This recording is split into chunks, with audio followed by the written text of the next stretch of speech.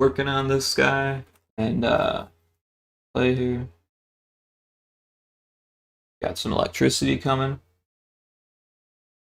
here, and it's going to continue. There's going to be a few more frames eventually.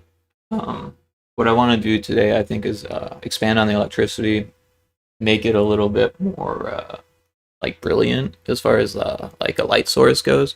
And I'm gonna, because like before I said that I was going to do another layer behind it, so I've put some thought into that, and I think what I'm going to do is kind of illuminate the scene that way and have it like pulsate with the electricity, and eventually it will form the shape of like this like laser blast, basically, like almost like a big muzzle flash coming from the power plant.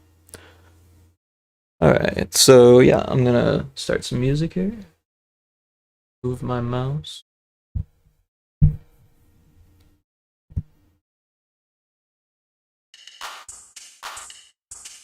And hopefully everything's working. I know there was some trouble a couple streams ago, but it seemed to be working last time, so everything sounded good, I thought, so I've kept the levels pretty much the same. Yeah.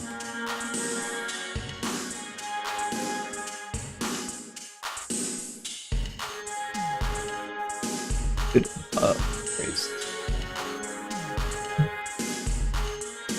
Raise the keyboard for me a little bit.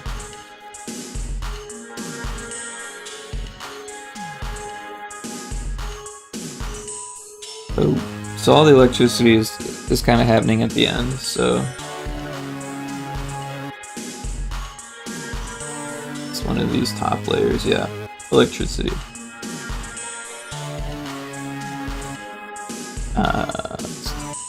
Yeah. So I should just start and yeah, make another electricity layer, right? So I'm selecting the one before it and just making a new layer there. Double click to rename it. We'll call it elect light. Like an electric light. Alright, so it's not going to be completely white, but it's going to be pretty darn close.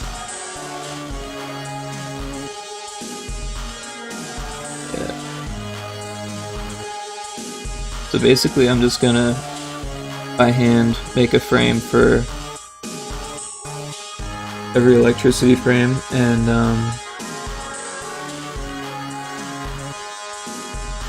be kind of relaxing, I guess.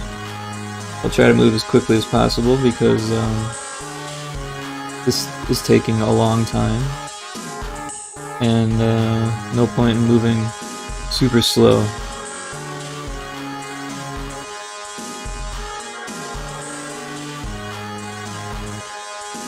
I've been trying to get my sleep schedule kind of back to normal. I at least set like an 8-hour timer. That should help, I think. That way I'm not oversleeping on accident, and if my rotating sleep schedule gets weird, at least I'll have enough sleep and not too much sleep. And I think that's a good idea. So,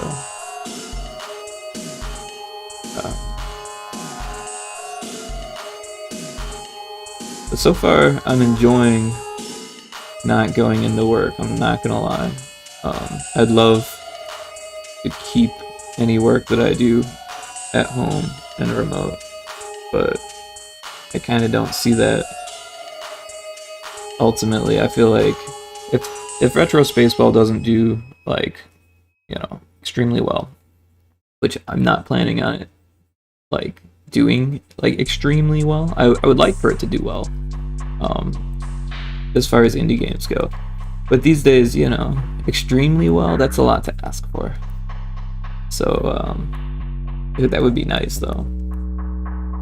I think my plan is to sell at $15, like premium price, but it would be really cool. It would be really cool to like do something bigger with the game. And like I've been kind of researching Rocket League and how that all worked out for them, and they obviously had a huge hand with PlayStation Plus when they released Rocket League. And I don't know, there's not a whole lot of information. I haven't found that much information out there yet about before Rocket League, when it was super power acrobatic or whatever, rocket powered battle cars or whatever it was. I tried hypersonic, supersonic, acrobatic, hyper powered battle car, no, rocket powered battle cars, supersonic, acrobatic, rocket powered battle cars. Man, that's really hard to say. I mean, I've learned quite a bit about that, but there's just not nearly as much to talk about, I think, and people aren't as interested, so I don't think there's as extensive information. So, or maybe I'll find more about it. But, you know, I'm not sure if that's the model I want to go for anyways, because like I said, I don't have, like, they had at least a fan base, right? And it sounds like it's not like they could have done it without the more people. I don't know, it's a weird thing, you know. If they would have done it with a better name, I feel like that would have made a huge difference, so it's hard to say. And, like, Retro Spaceball is not a terrible name, but it's not a great name either. Maybe there could be one. You know, it's funny, when I was coming up with names, a lot of the things that were coming up was like Retro Space League and stuff like, or, you know, like people were coming up with mixtures of Rocket League type names, and it was kind of cool, you know. There was one, I can't remember, it was something like 3000, something extreme 3000 or something weird like that. And you know, it just didn't work. And everything that I was trying just didn't work eventually, and I ended up just sticking with Retro Spaceball, which is actually like one of the first working titles. I went through a few different working titles, and eventually Retro Spaceball was the title that it just stuck with. And I did a few polls on a few different social media things, and I never got definitive answers. And it seemed to be, everything was pointing to Retro Spaceball being the best name for it. Because how else do you describe it, you know? Some people, like, it reminds them of Spaceballs. And it's never in a bad way. Like, no one's ever, like, said it like, oh, your game, that's like a ripoff of Spaceballs. Like, everyone's just like, oh, like Spaceballs. I'm like, yeah, but no, you know? Like, these are retro Spaceballs, so it's a little different. But, you know, there's all types of ball games, you know, in the history of games, you know, like Hyperball and Speedball, and, you know, all types of pinball ball games. And so it's pretty natural for ball to be in the title. But, you know, what I was saying about Rocket League and the way they did things, the reason why I've been researching that is because I'd really like to make the multiplayer more like that. You know, obviously I wouldn't have like dedicated servers. I mean, that would be super cool eventually, but that sounds expensive.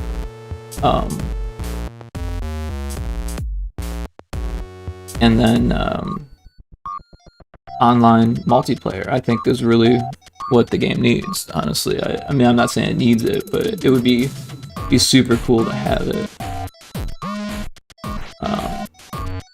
Like, it would just be really cool. And honestly, like, it'd be difficult for me to figure out, but if I spend some time with it, I feel like I could. So, in a way, it comes down to, like, either finding someone else to do it or spending the time to do it myself. And, I don't know. like now that I'm not working, you know, it might make more sense for me to try to do it myself, or maybe I might want to spend some of my savings on that because it might take a long time for me to do it. It's hard for me to say at this point. So I might try my hand at it using a few different tools that I've been researching.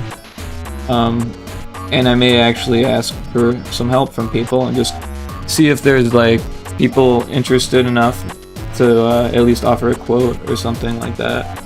And I don't know. I feel a little bit bad because my code base isn't really super tight, but I mean I wrote it in a way that's legible. So anyone who knows Unity should at least know what mistakes I'm making. And if they're so good that they can fix it, then it shouldn't be that difficult, right? Or if they're so good that they wouldn't have made those mistakes, then like, you know, because a lot of times it's stuff like I could have used array for that, you know, but instead I've got like a whole bunch of conditionals or something like that. There's probably a ton of times where I could have looped through an array rather than doing what I did. A lot of it looks kind of like proto code, you know, prototype code. But honestly, it works, so I'm not really too concerned about that. And if I can't find anyone to help me with it because of that, then I guess then it will be a concern, and I'll have to think about that in the future when I continue making games. But or I might just have to learn at that point. I don't know. The one that I was looking at, I can't remember. What is it, like Photon? I think it's Photon or something like that. I was looking at a few different ones, so I've kind of got them confused in my head, and I can't really remember the names off the top of my head. But I feel like that might be a good way to do it because there was like a Pong tutorial. And that's like half the game right there, right? So if I could get the Pong tutorial to work, there's a good chance I can get Retro Spaceball to work using Photon, which is not dedicated servers. It's like you have to set up a network type thing, which I really don't know anything about, so I'm gonna have to learn a lot. Or find someone who's interested in the game that knows a lot about that stuff, because I just don't know. Yeah. I'm gonna pull up Restream and see if anyone is on any of the other channels, because I kind of forgot to do that. It should only take a second. Sorry.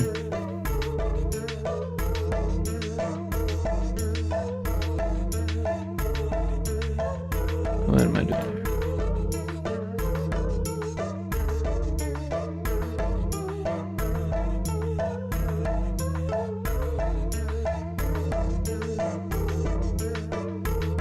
Oh, it won't show me right away. But if anyone is in other channels, I should be able to see it. So that's good. But also, Twitch has a lot of useful stuff on their panels. So I don't know. I'm gonna be switching a little bit on that monitor, but I'm back to drawing here. Sorry about that. Yeah. I really want to make more music. The more that I listen to these songs, like I like these songs, but I've been hearing them a lot because you know, I don't want to have my videos taken down or whatever, so I'm playing only music that I have the license for to play, and that's all stuff that I made. So, and I've been going through and finding the stuff that had samples that were like, you know, kind of trackable, I guess,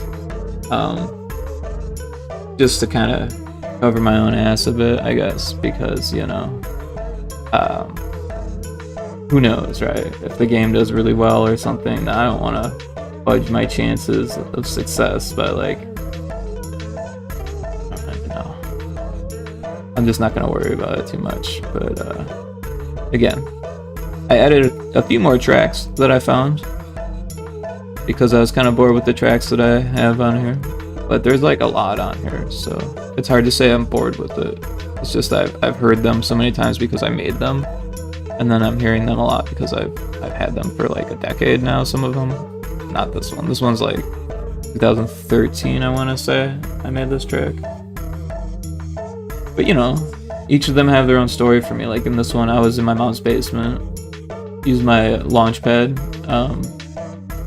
which I got about 3 years earlier. And yeah, you know, I was playing it as if it was like a harp or something like that, with like a lot of vibrato, and you know, just trying to make it sound as weird and cool as I could. And it's all a big like solo, this track, besides the drums. The drums are very repetitive, but they have this like filter that like goes back and forth, so that woodblock sound never sounds the same. Well, it does, but it like takes a long time to sound the same.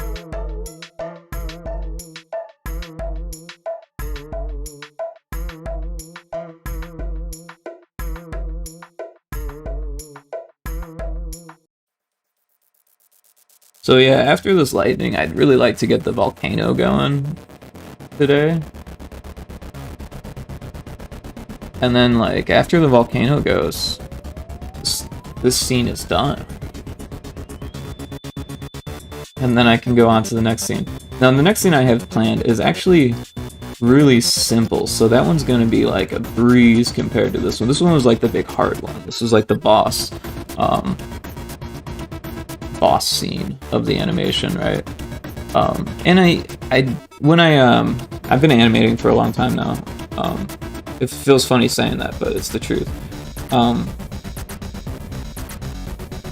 So when I thumbnail animations, like I'll make like storyboards, you know, I I create like a little adventure for myself of like planning, right? Because you know how long things are gonna take, or at least you get an idea. It's not like game development where all these bugs arise and stuff. I mean, it can be like that sometimes where you didn't see something coming, you know, don't get me wrong. Sometimes things are harder to draw than you expect. But it's never as bad as game development where it's like, oh, we have this bug that broke everything, and now there's a new thing that came out and that broke this, and you have to change this, and you might as well update your engine, which you might as well just remake the game. You know, like that never really happens in animation, where things just completely fall apart or crumble. Which that stuff does happen in game development. I don't know how I got on that tangent, but I don't know. More tea.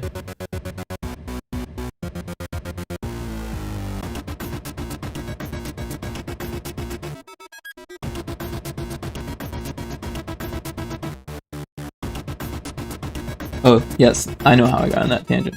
The adventures that I create for myself in my thumbnails, right? Because I knew this was actually like 2 thumbnails that I ended up splitting into like a whole bunch to like figure out exactly how the animation was gonna work. But when I initially drew the thumbnails for it,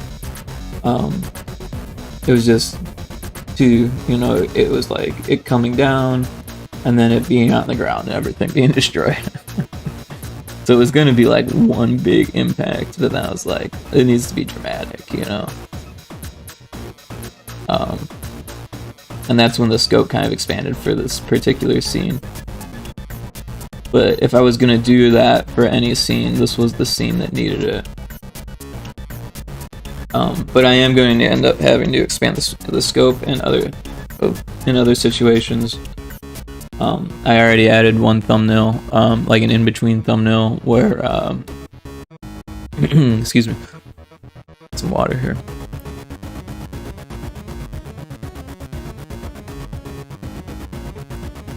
Where it's going to be like a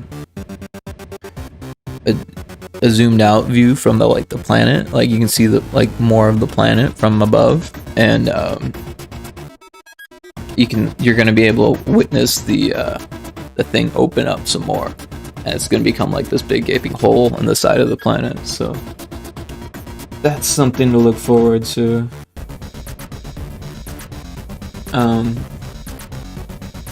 But yeah, I didn't see that frame or that scene coming. So that's gonna add some time to this whole thing, but it's all taking much longer than I thought. But I am going to have this really cool trailer now, and then also there's going to be a really cool intro to the game, so that'll be really cool. I'll be able to put that in probably shortly after because the trailer's unfortunately more important right now, because I need to start gathering wish lists, and I don't even have the Steam store up because I'm not like ashamed of the trailer, but it's just not a good first impression yet. Like it's not good enough to hit the marks that I want to hit, you know what I mean? So I'm taking the time to like build it up a little bit more, and a lot of devs would probably be like, what are you doing? You should just get it up there.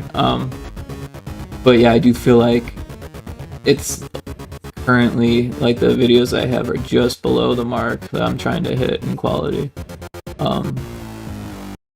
You know, and most of that is because I'm looking at the marketplace and seeing what else is out there and how they're advertising, how everyone else is doing things. That has a lot to do with the way I'm looking at it. And also looking at successes and failures. I've been playing actually quite a lot of Demon's Tilt. It's hard for me to remember the name. I always want to say Devil's Crush, but it's basically a love letter to Devil's Crush, which is a game that I was playing a ton of when I came up with the idea for Retro Spaceball. And actually I had to hold myself back from basically trying to make Demon's Tilt, because, and don't get me wrong, I made that attempt at one point, but I kind of realized what kind of game it would have to be, and then all of a sudden I backed away from it because I was like really interested in trying to use the Unity physics to control the ball and stuff like that. And I still do that a little bit in this game, but I've almost entirely backed away from that. So, which is what I saw, is that I would have to just basically tell the ball what to do every time I hit it, you know? Depending on where you hit it on the flipper, you know, it gives it a different direction, right? If you hit it in the same spot on the flipper, it goes in the same spot, right? That's how pinball works. That's difficult. It's not a beginner thing to do, like a beginner programmer thing to do in Unity, right? So I instantly saw that and I was like, no, I don't really want to do that anymore. I just wanted to make the pixel art. And honestly, I like the art they did for it, but I could have done a better job in a lot of cases. You know. But, you know, I think it was just one guy, so that's really dope that one guy did it, because that's a huge inspiration for me, and it's a great game. I've been playing the crap out of it. I did grab it on sale, which is my plan for my game, is that probably, you know, I think his is 20, and then 15, so I wonder if I could do that, but I don't think it's worth it to try. I think 15 is a much better impulse buy range, especially for the sales, right? Because all of a sudden under $15, like, that sounds pretty good to anyone, right? And so 20% off sounds pretty good, right? So you could release the game for $10, right? Basically on sale for $10, right? And then have it be 15, maybe like less than a month after, right? Maybe 2 weeks after. And you know, just to kind of support the people who were there from the very start, I guess, with like or like let them know that I'm paying attention or something. I don't know how I'm gonna do it. I want to make it cheap for people that want to buy it, but I don't want to, like, because those are my fans, you know, those are the people that are gonna pay for it too. So it's like, I don't know, I'm not trying to rip anyone off, I'm trying to make it worthwhile. Like, I've been looking at how long it's taking to make the game and how much money I'd actually have to make, and it's definitely not going to be a huge money maker as far as time spent. I literally have to look at it like I was working and making money, so it can't be a failure. Otherwise, it would be like a financial disaster, I think. So, but That's a good note, because like if I were to continue on only working 1 or 2 hours a day, right? Because that's what I was doing basically when I was working a lot. I would come home and work for a couple hours, and I'd be like super tired, like run around, make dinner, do what I have to do, and like all of a sudden it's time for bed. Otherwise I couldn't wake up in time for work, you know? So 3 hours was hard to get, you know. 4 was like weekend only kind of thing, unless I was like really pushing for something like a update or a patch or something like that. So there was like a bug, but then I'd be losing sleep, you know, and that builds up, and then it would, you know, take away from my abilities during the day. So it's all relevant, you know. It's all been a big learning thing. And I feel like I'm getting really good at managing myself. I mean, don't get me wrong, it's hard for me to like say, oh, it's 10 o'clock, it's time to go to bed. Like, that's really difficult for me to do. But it's getting easier for me to say, like, it's time to wake up, it's time to get to work. And the physical therapy that I was doing has paid off a ton. And I'm continuing it even more so now. I'm doing basically one session, and the session took like usually just over an hour or two. Yeah, it was like an hour and a half or so, I want to say, for the sessions. Sometimes they went pretty quick for the physical therapy,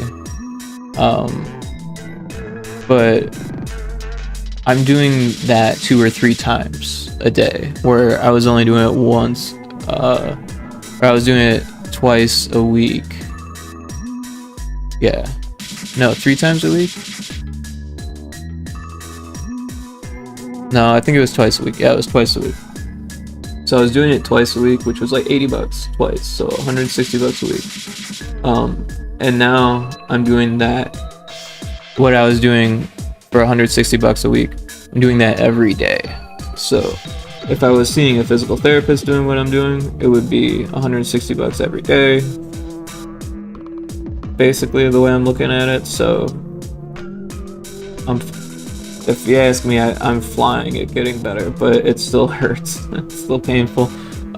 Mostly it's my lower back now, which is where the x-ray showed that there was the most, that's where the only spot anyone could really find anything really wrong with me. Everything else was just muscular pain. And most of that was just from being hunched forward and not really using my back muscles for like an extended period of time, like years, probably closer to like a decade or more decades possible. I don't know, you know, my mom was saying I had poor posture even when I was a teenager, so, and I just never got good posture. I don't know. I really wish I would have gotten help at an earlier age, but what are you gonna do, right?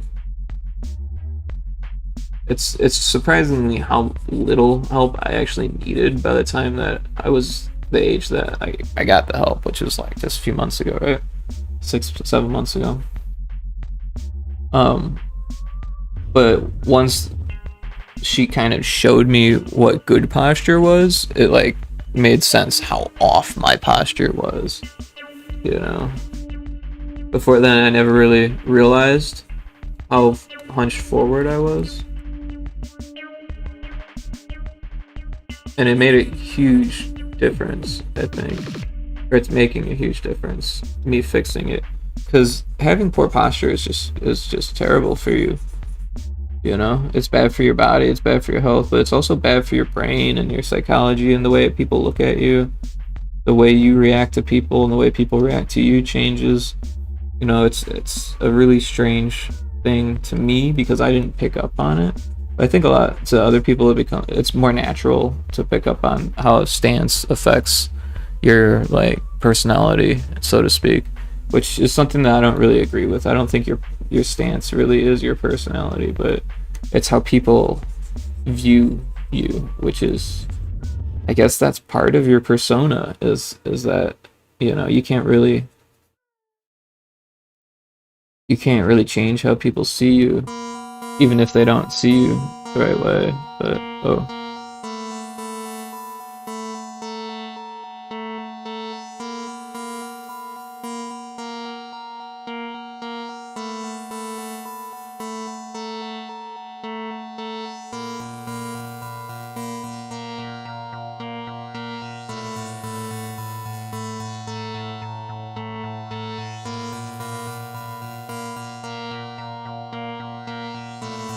But yeah, you know, when I was younger, in like high school, I was in a really bad car accident where I was ejected from the passenger window as the car rolled, right, and I got sucked out, and I nearly died. Really, I was like probably a split second away from getting sucked out while it was rolling and getting crushed or cut in half or something like that. But I kind of got launched out as it was like what happened was this kid, he was like 15, you know, he had stolen his mom's car, came into my friend's basement where I was drinking, and like this was like high school, so I was like, I don't know, 16 or 17. I was like 17. No, I was probably 18. I don't know, I wasn't old enough to be drinking, but you know, totally should not have gotten in the car with this kid. But he was like, hey, who's gonna buy me cigarettes? Anyone who comes with gets a pack of cigarettes, right? So I'm like, I want a pack of cigarettes. Being really drunk, as I was. I no longer drink. But at the time I was drinking a lot. I suffered from depression, and I was just like medicating with alcohol, and just, yeah, you know, having a terrible time for myself, and got in this kid's car, and he was like fishtailing all over because he was like driving crazy to the music or something like that. It was terrible situation, and he just like blew off the road. Basically, he didn't compensate for the gravel, headed straight into, like, if this is the like the ditch on the side of the road, he was like going down the road, fishtailing right into the ditch, and just kind of like barrel rolled. And it's weird, man. We left my friend's house, went all the way to town, which is like a 10-minute drive, all the way back, you know, 10 minutes again, maybe probably like 15 minutes both ways, right?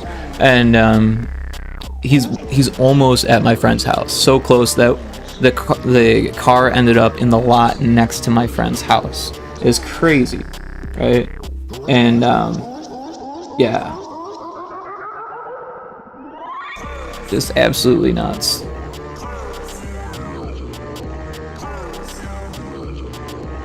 But I survived. I got launched out. I landed on my scapula, which cracked. I believe it was my right scapula. It's so long ago I can't really remember. But this one pops the most when I move, so it's gotta be this one. And yeah, I mean, there's not much they do for that. They just kind of wrapped up my arm, and they were gonna give me like Vicodin or something like that. My dad's like, nah, he doesn't deserve Vicodin. He's been stupid, so they didn't give me any painkillers, and they just kind of sent me on their way and said, like, if you were any older, you'd probably be dead from a punctured lung from a broken rib, because that much pressure to break the scapula would actually, like, you know, crack the ribs rather than the scapula. So I think that's pretty crazy. But yeah. So that's that story. Oh, I selected the wrong color.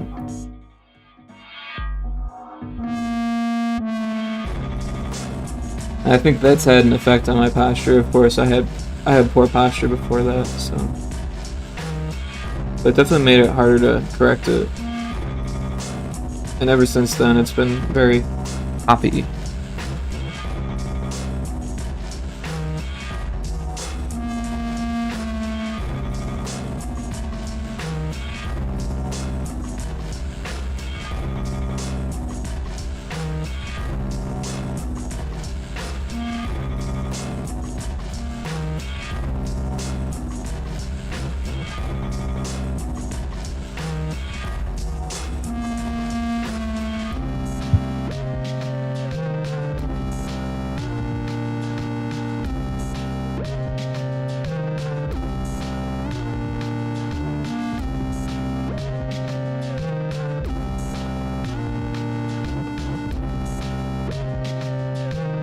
Yeah, so the plan is to eventually have this really light blue kind of illuminate the scene.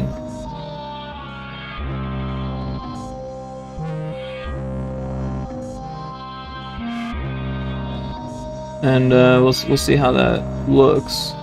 And as I like finish it, I'll go back and add more probably, make it really look like a lighting effect.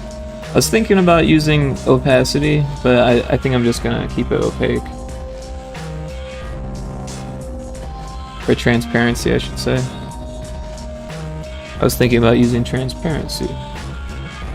But no, I think keeping it opaque is going to be probably more eye-catching.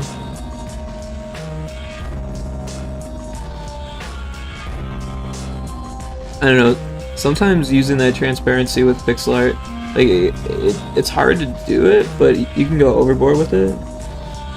And like, it's harder to do that in a game, I think. But when it's just an animation, I think people are more suspect to, or they suspect things more, like, is this really pixel art kind of thing, or is this, I don't know. I think mostly transparency, the stigma has gone away, but I remember when I was first starting learning pixel art, people were like more hardcore about palettes and transparencies and different layer blending. Right, different systems use different layer blending techniques. Like what is it?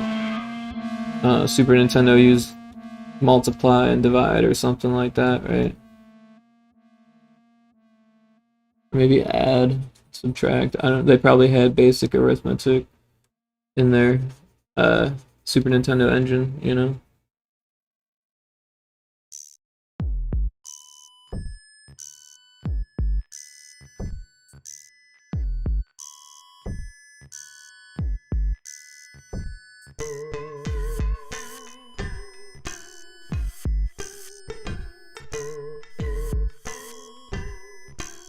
Yeah, but I would really like to make more music.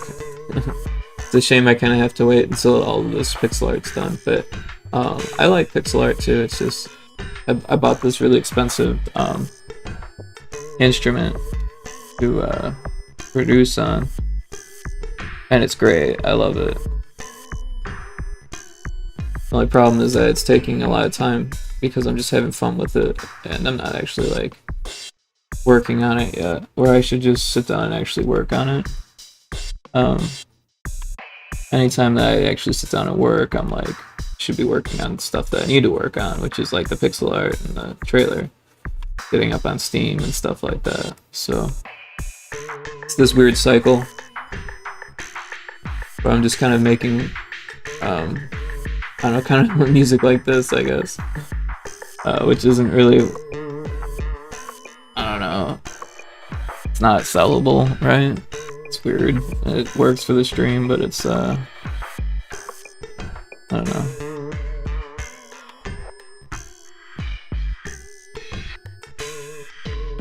I guess it fits my brand in a lot of ways, but it's not something everyone needs to hear.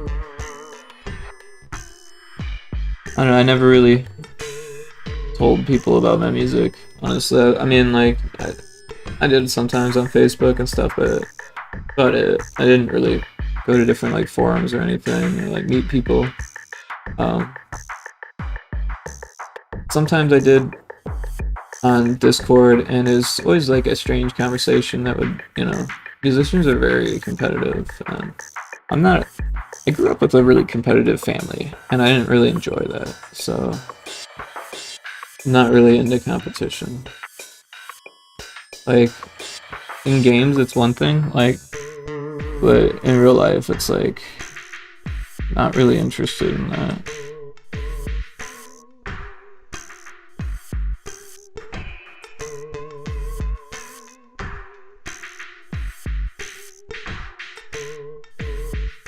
Like, I like personal competition, like knowing your own scores and beating them, you know, that's why I like games like Demon's Tilt and Devil's Crush, and like you know, I was playing a lot of the half pipe on Skate or Die 2, you know, stuff like that where it's like beat your score. Um, those kind of games are pretty cool to me.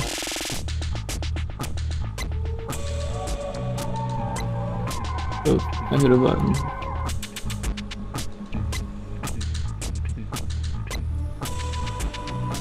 Got some octopus glow. See an enemy? I went too far.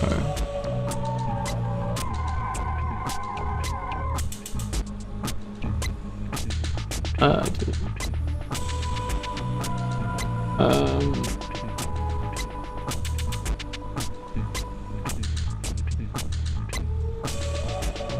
Moving forward.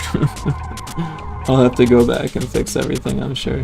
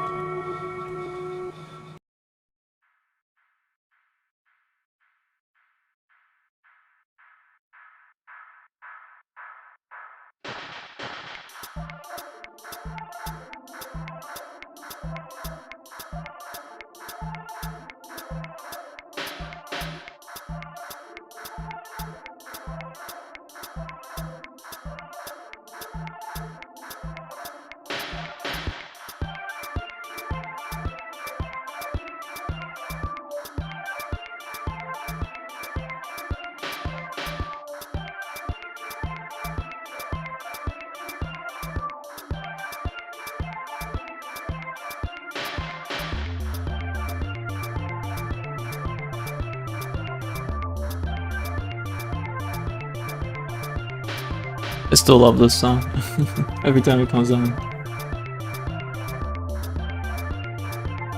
One time someone told me it reminded them of palm trees and concrete, and I was like, yes. So it reminds me as well. I mean, that's kind of the vibe I was going for, but I didn't have as clear of an image before. And there's so much concrete out here, and there's some palm trees too, so it's like, yep, on the highway.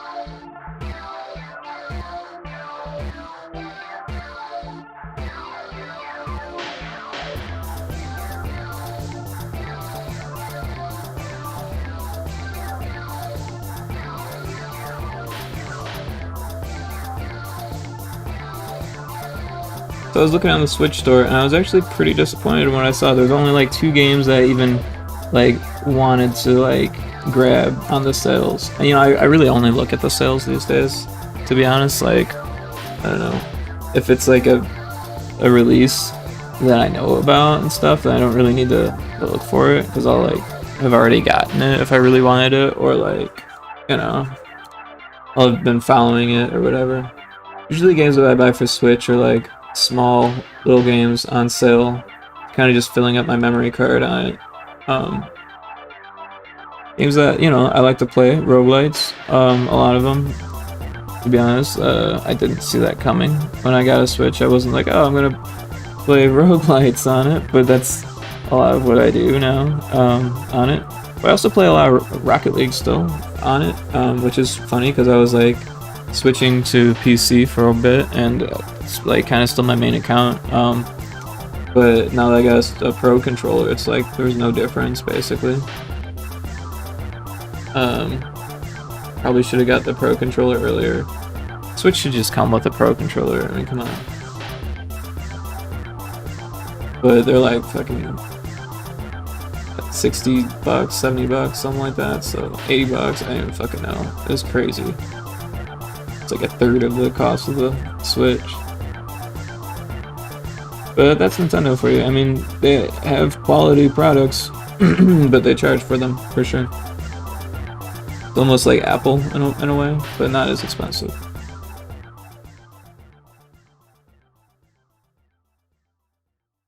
And honestly, I don't like Apple's products. They might be quality, but not interested. Also, like, I don't know, their apps aren't really what I'm after either, you know? Like, paying for everything in the App Store, like, it's not rich enough for a Mac. Doesn't make sense that it costs that much. Also, you can't open them up, what the heck?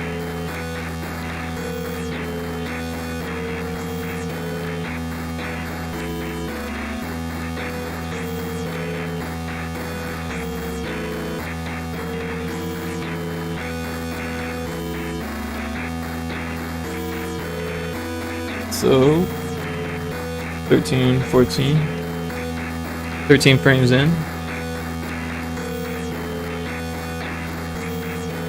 Got my 14th frame here. Drinking my green tea.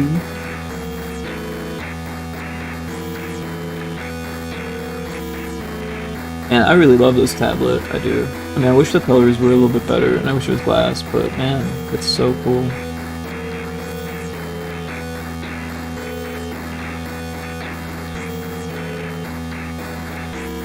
And I got such a good price on it.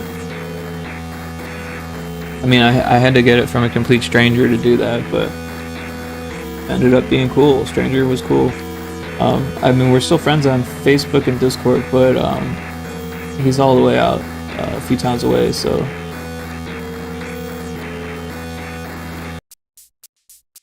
Also, I think he's like probably working a lot. I think he's got a family and stuff, so.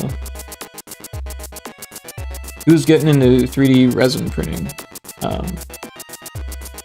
like photo-sensitive resin type stuff, which is something I'm interested in too. I just don't have the money, or it's kind of stinky, right? I don't have like, I have a condo, so it's like,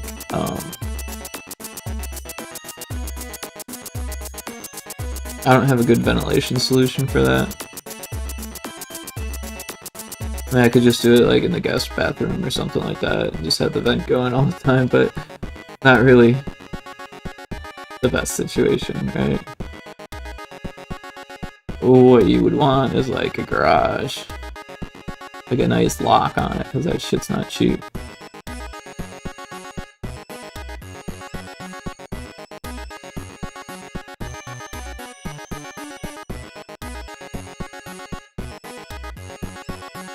Yeah, that would be cool to have a garage. That's like the one place having the condo lacks. Or one thing having condo lacks. No backyard, no garage.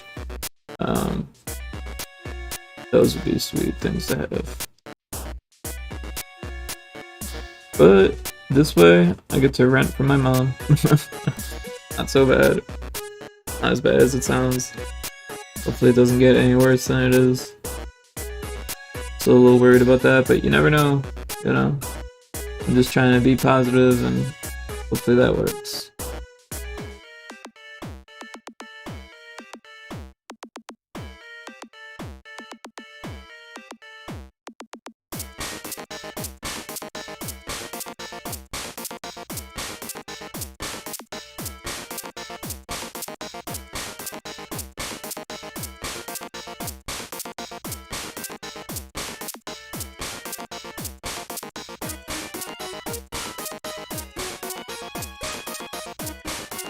I feel like putting this white behind it kind of highlights the like I don't want to say mistakes, but the imperfections, right? I might go back and fix some of the imperfections. You know, like where there's extra pixels that it doesn't need, and some spots it's broken, where it might look better fixed. Excuse me. You know, or hard angles like that one where maybe it should be rounded. I don't know. I'm gonna take a look after I finish all these frames and see what needs it, and if things catch my eye, that's when I'm gonna start making changes. It's kind of a decent way to animate, so that way you don't spend too much time. And then also, you know, you got to make sure that it's anything that you spend time on that's worthwhile, right? To spend your time on. So, kind of keeping a priority of what's worthwhile first is gonna help you, especially if there's a lot of frames and a lot of pixels like this. This is a huge undertaking for me. I'm not gonna lie. This isn't the biggest piece I've ever worked on or anything like that, but it's probably the biggest piece that finished because the bug boss is what I'm thinking of in Retro Spaceball is bigger, but it's unfinished. Literally, if you play the game and you get to the end, I fixed it so it doesn't look as bad right now, but the enemy kind of gets cut off, and then there's bricks above it, right? So it looks like he's coming out of the bricks a little bit, but it doesn't look good. So I'm drawing more body for it, and you're gonna like travel through the body somehow. I'm gonna try to fix that a little bit. It looks really bad right now. Like the ball goes behind it, but the player doesn't. I don't know what I'm gonna do. I think I might actually add more frames and like tear open the body a bit more.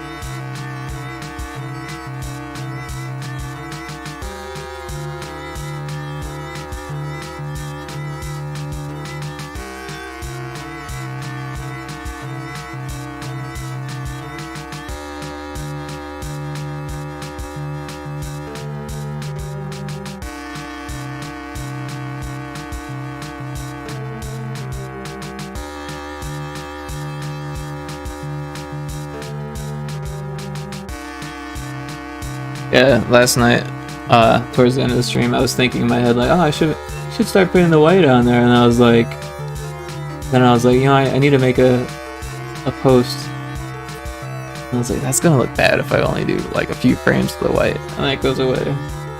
But yeah, the blue doesn't look great by itself, but this is a huge undertaking to just be like, oh, I'm gonna do all the brightness behind the electricity, all of these spider webs, because every 5 frames is just like,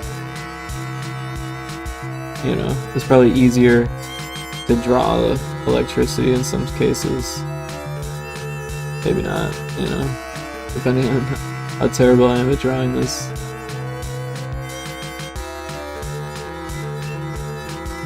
This is getting kind of chunky.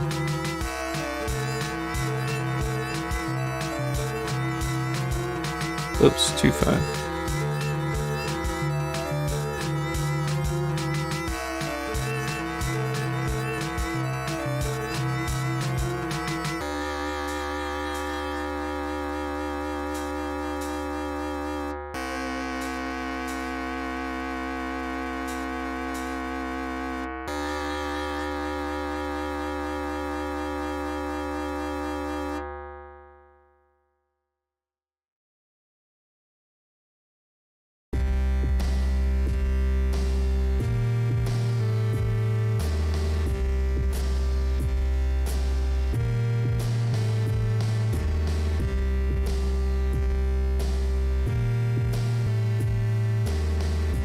Yeah, you know, I love pixel art. I really do.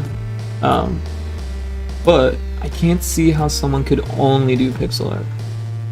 It would get a little bit boring to only do pixel art all the time.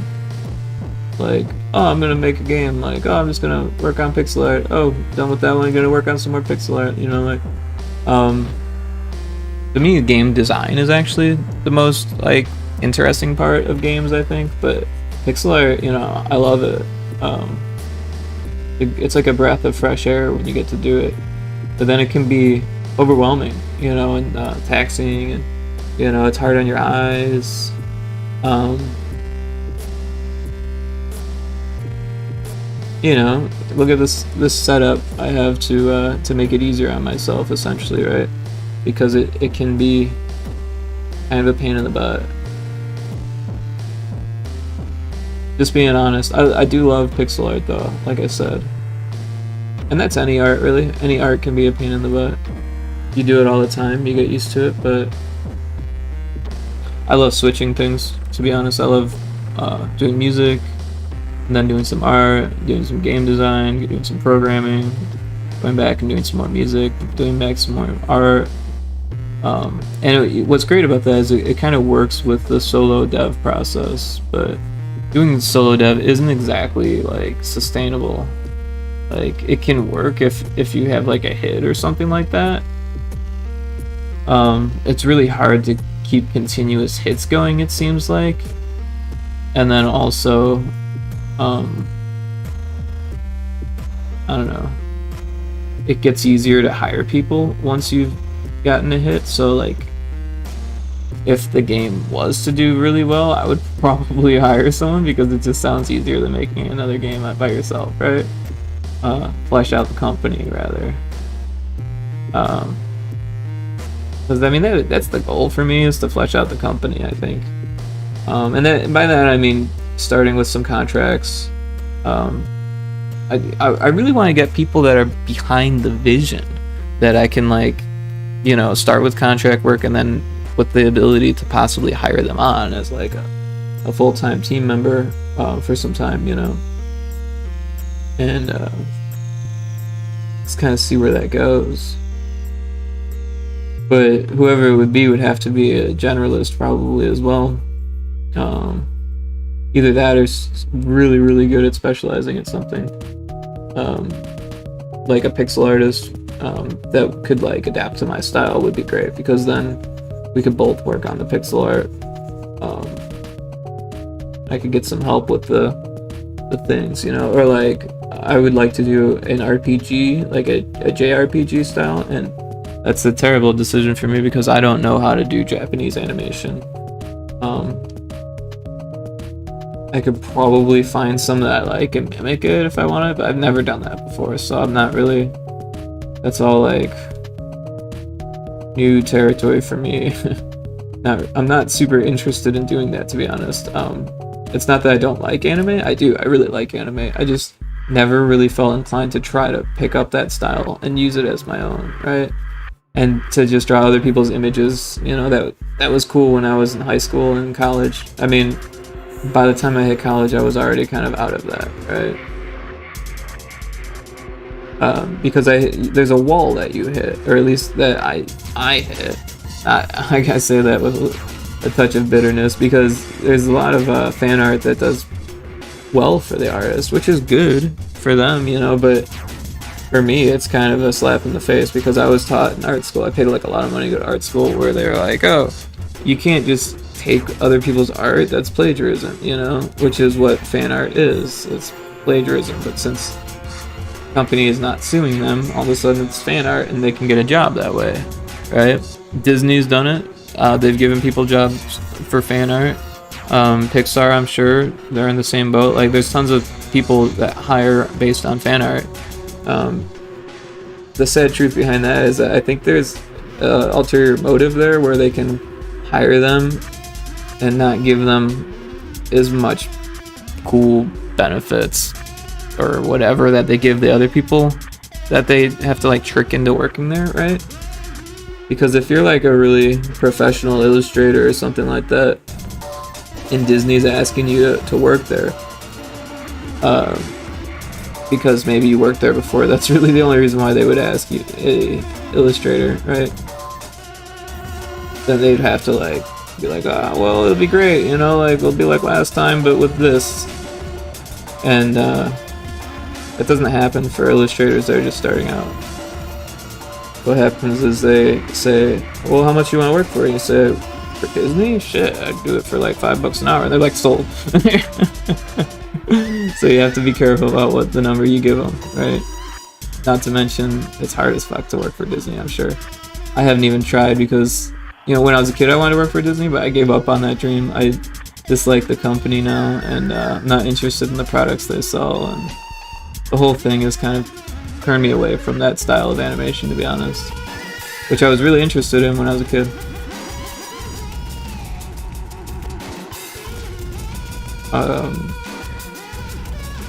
So I could see why people would be interested in Japanese animation, because American animation has mostly failed people.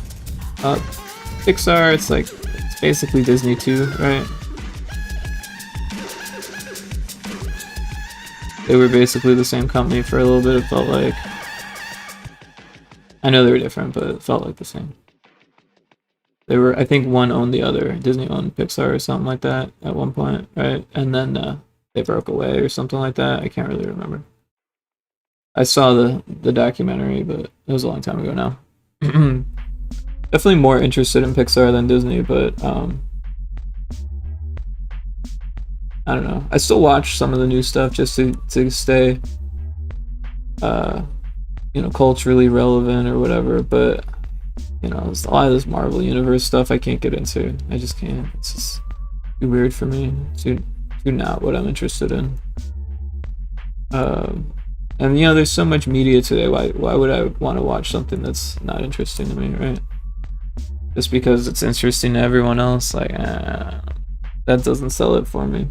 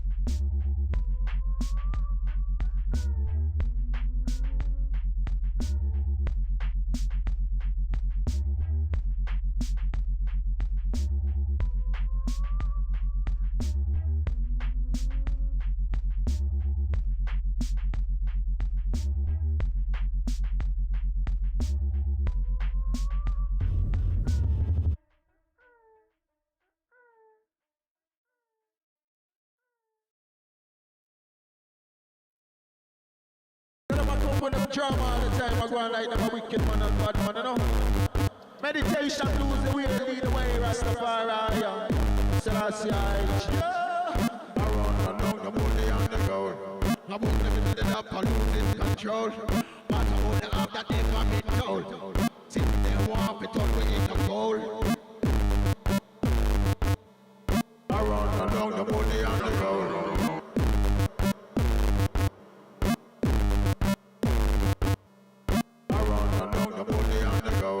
I won't live in the dark, I lose control. But I won't have that never been told. Since they want it up, we in the gold. Around and down the money and the gold. Around and down the money and the gold. Around and down the Much electricity. Around and down the money and the gold. What was I thinking? Oh, I'm just kidding. This will look cool this time.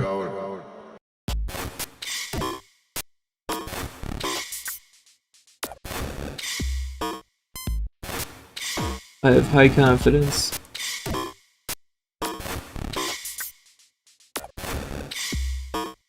But I haven't gone back and looked at the animation, and it's been like a lot of frames, so like 20 frames. It's like an hour of work, so if it doesn't look good, that's not good.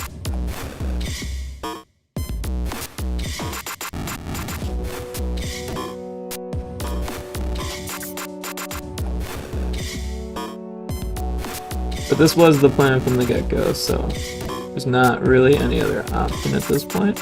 And if it doesn't look good, I'll either have to go in and make some subtle changes or figure out a different solution altogether. We'll just have to see. Patience.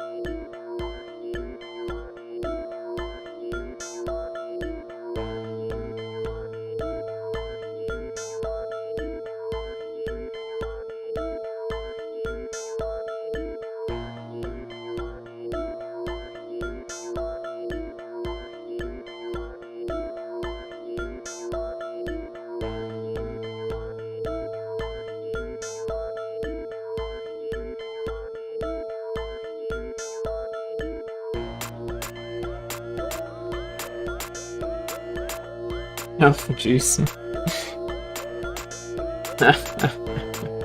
Oh, yes. These last 6 frames are gonna be interesting. Just gotta dig in, I guess. Might take a break after this frame. Or if I even make it through this frame, this is a doozy. Big frickin' undertaking here.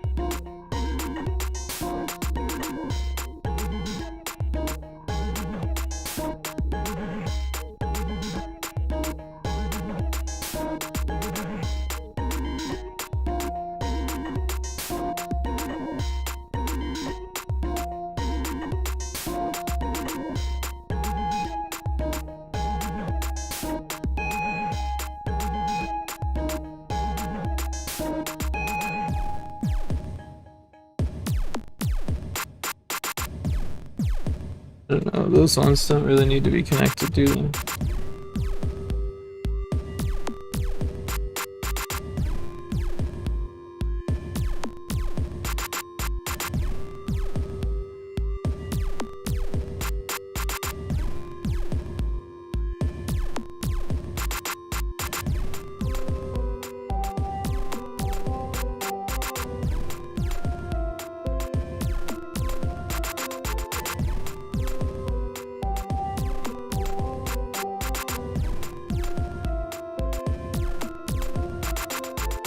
Hey, One Hack, how you doing? Can you add an outline layer? Something like an auto outline? Oh, I don't know if you can, but it probably wouldn't look very good. I don't know. Not sure if this looks great either, but hey, how you doing? Yeah, I don't know of any way to do that within Aseprite. I don't know. There's a way to do that in Unity, but it doesn't look good. It like blurs the image, right? It only works for certain things. It's supposed to be for text, and it doesn't work really at all. But yeah, I wish there was another way. But honestly, I'm almost done with it. I mean, this is kind of a big task, but I'm not really too worried about it. It's kind of relaxing. I'm enjoying it so much, or so far, I guess. It hasn't been a terrible experience. And you know, I'm putting love into each pixel, right?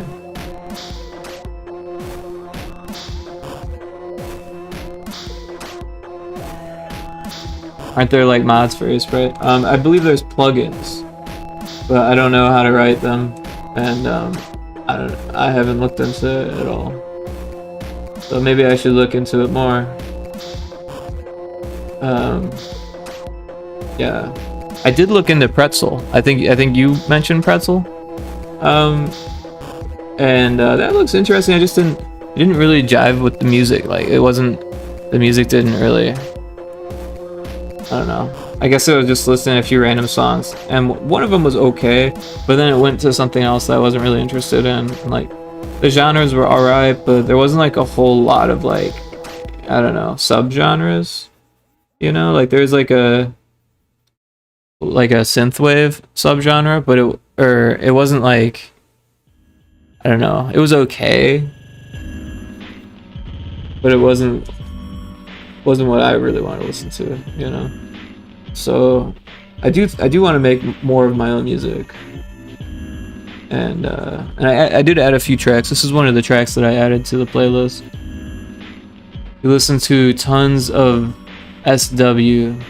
I'm not sure what SW. Oh, synthwave. Okay, yeah. I'm not sure what that is. Yeah, no, I love synthwave. I do, but the stuff on the Pretzel channel, at least the stuff that it played for me, wasn't like, I don't know, what I considered like good synthwave, I guess. I don't know. Maybe I'm just too picky. I don't know. If I get really bored of my music, I'll probably check it out, because I was happy to see that there was a synthwave channel. But yeah, you know, I've been listening to a lot of different stuff. Like last night I checked out like synth pop YouTube playlist. Like I was doing some of this electricity off stream last night, and I was checking that out, and that was pretty decent. You know, it was like, I don't know how to describe it. Something that goes on in the background and like it's still enjoyable kind of thing. You know, there's lyrics and stuff, but you're not really paying attention to them kind of thing, because they're kind of simple, you know. It's very like trying to be 80s pop, but still like came out today. It was pretty decent. Some cool vocal stylings where they get like real low with their voice, you know, ooh, kind of stuff. But you know, the vocals I could take it or leave it sometimes, but when it's done really well, I like it. Like Trevor something does vocals really well, but you know, his own stuff is very different. I actually like his other works. There's one called like Sweatshop Acid or something like that. I can't remember. It's basically hip hop, like psychedelic hip hop, which is, I spent a lot of time making psychedelic hip hop, so, or like, I guess experimental psychedelic hip hop, right? Lots of strange samples, and you just really, you know, chop and screw them right out of whack until there's something else.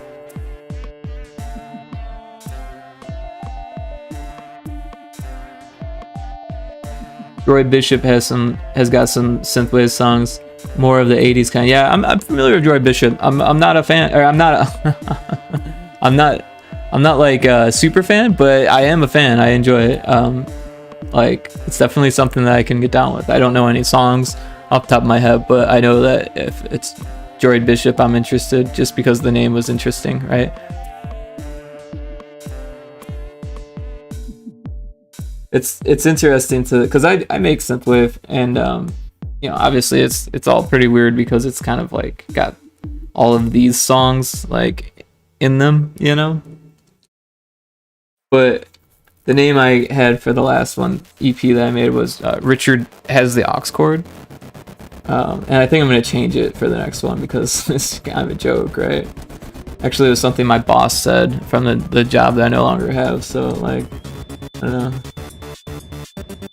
I was thinking about just going by Rick Oakland because that's my name, and it seems like that's becoming more okay to have like a last name that's a little weird, and use that to kind of set you apart, right?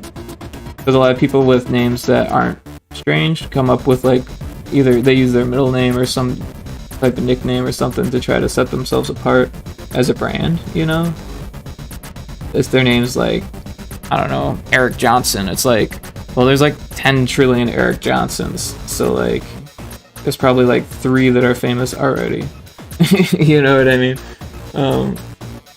I don't even know. I'm just guessing. Like, I don't know any Eric Johnsons. That's just a name.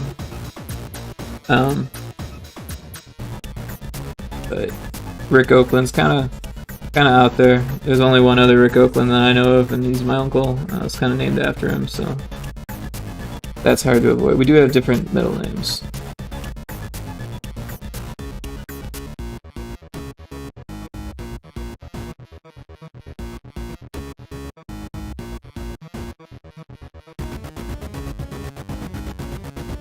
Yeah, this layer is taking a long, or this frame is taking a long time because it's like massive, right? I feel like I'm making quick work of it though.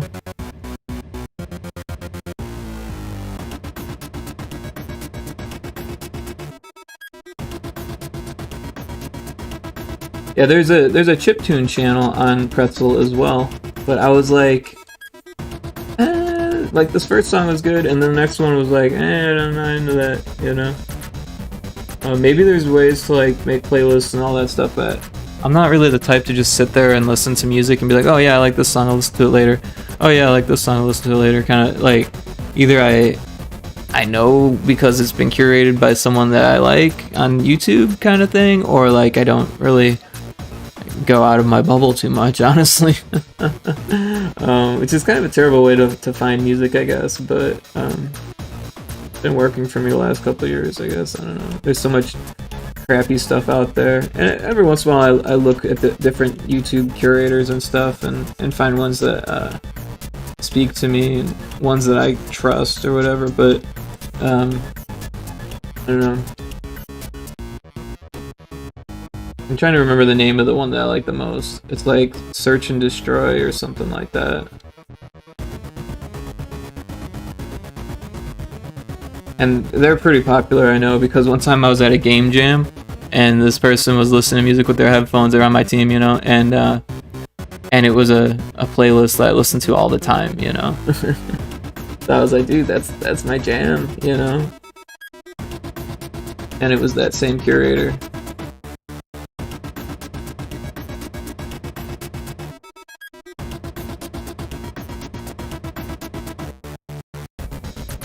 Oh yeah, Juan Hack, you have a Dragon Warrior character on the screen.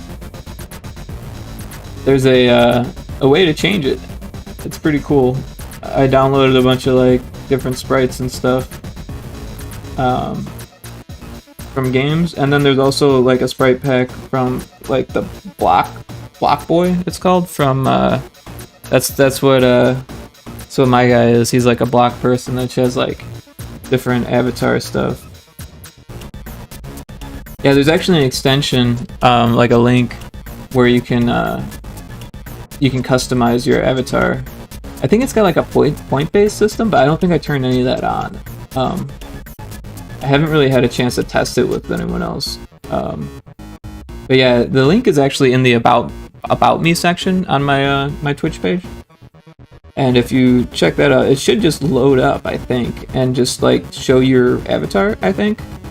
And then at that point, you can use the menu to make adjustments on it, I think. If that doesn't work, I don't know. But I could always gift you adjustments from the software, which is pretty cool. Cause the software is really interesting. It really is. Like, you're down by there, but I can. Oh, I just added a bunch of guys. That's not what I meant to do. I was gonna drag you somewhere else. Oh, I missed. There we go. Yeah, no, I think these guys are fun. You know? Sometimes they're a little bit too much, maybe, but I can turn them down, turn them off. But yeah, I kind of like that that application. The Easy Perp. One of my Twitter friends and you know, Twitch friends. Actually, I think I met him on Twitch. He told me to grab it, and at first I was a little reluctant. I waited a couple days, and I decided, yeah, you know what, that looks fun. The streaming avatars, and I'm glad that I grabbed it because it is fun. When no one's watching, I can kind of pretend that like I've got people watching. You know, I've got it set up on one of my monitors where I can just like watch it as I'm like, I can see it out of the corner of my eye right now. It's kind of dumb, but it's fun, you know. Cool, man. Thanks for the lurk. I appreciate it. Yeah, no problem, man. I lurk all the time on other people's streams. Thanks for letting me know. That way I'm not asking you questions and pulling you out. But I'm gonna keep talking if I can think of things to say.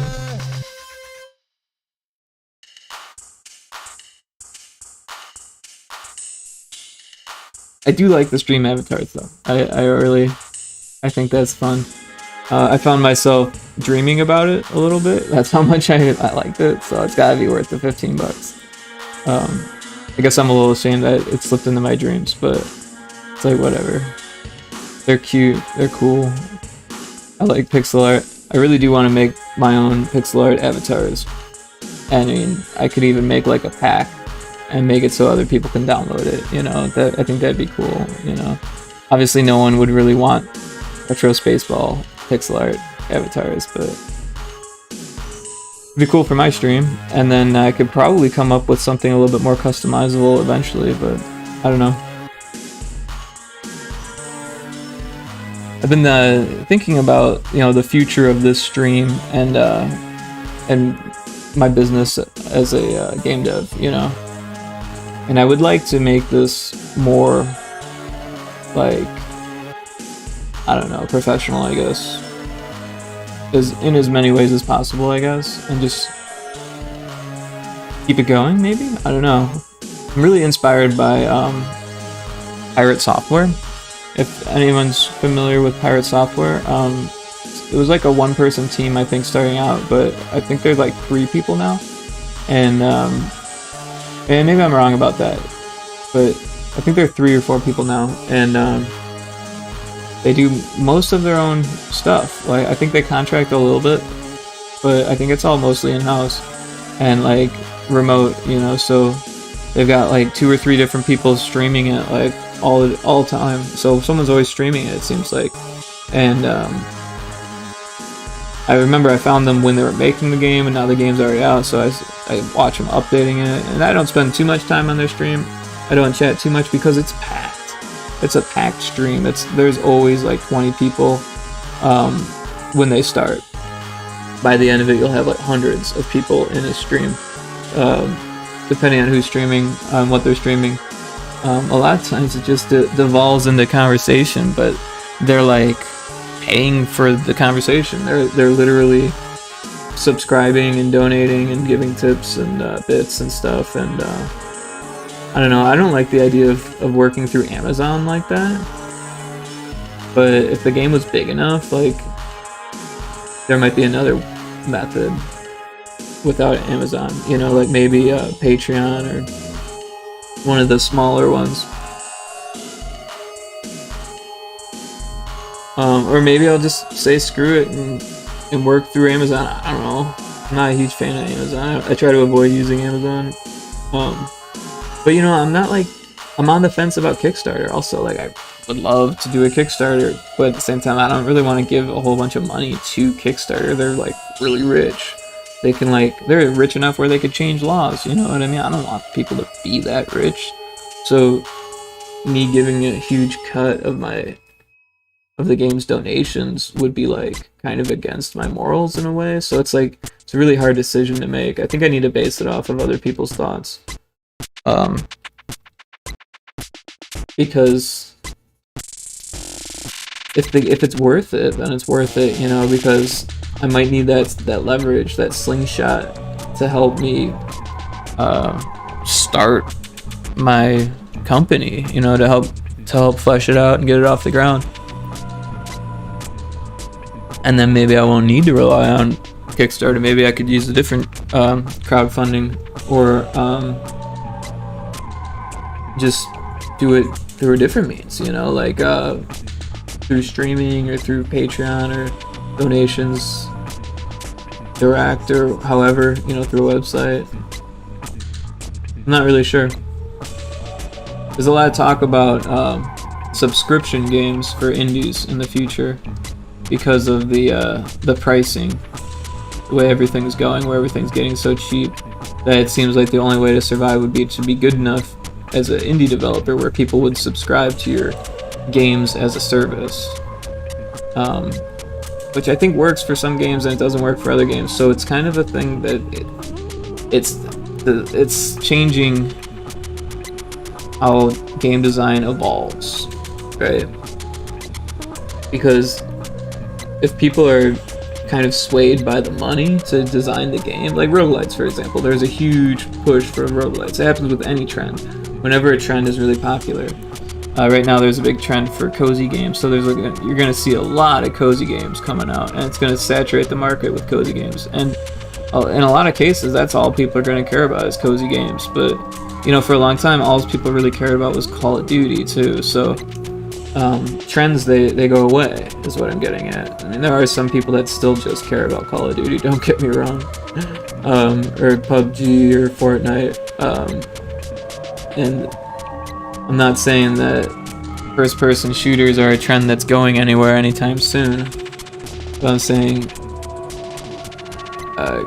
cozy games might not be as popular 5 years from now as they are today, which is about how long it takes to make an indie game.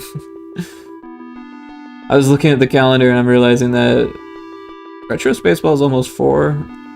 Yeah, almost 4. You know, I've been using November as a starting date, which is completely inaccurate. It actually started sometime around June or July of 2017, I realized. Apparently I was like without a job longer than I thought. Or no, you know what? Yeah. I don't know, I have notes of like a calendar, and I'm pretty sure it started back in June. So that means next month it's gonna be 4. Which is, I don't know, not really a big deal, except for the fact that, like, what is the game gonna take 5 years to make? Is it gonna take 6 years to make? Like, how long is this game gonna actually take to make? It's a pinball shooter. I think some of my game dev friends are looking at me like, what are you doing taking so long making this game? But I'm kind of blowing it into a big game. Like, as far as indie games go, this game is gonna probably be kind of big.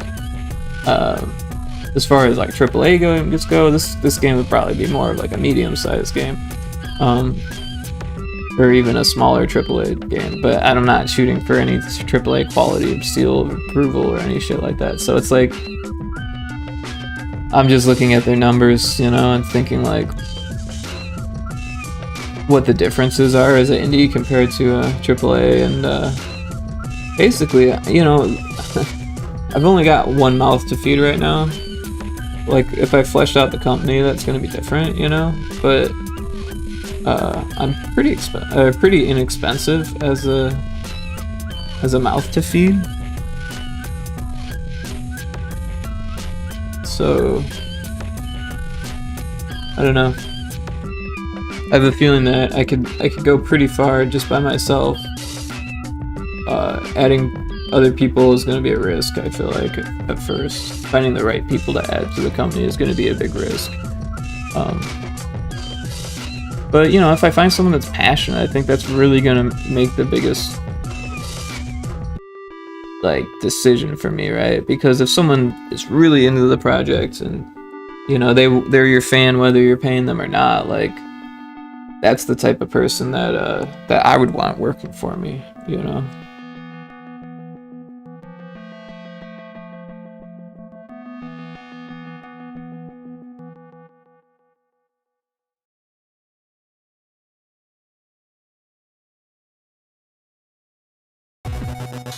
But I'm definitely keeping my eyes and ears open about different devs and seeing what other people are doing, kind of noting what people are good at, and you know, if I have a job for someone in the future, I might still need to hire someone, even though I'm working or I'm without a job myself. You know, it wouldn't surprise me if I get another job before too long here, and then I would have even more money to spend on employees or whatever. But right now I could probably still afford to contract out some work. I just don't really feel like it's necessary. I'm kind of still gauging how long things are taking, to be honest.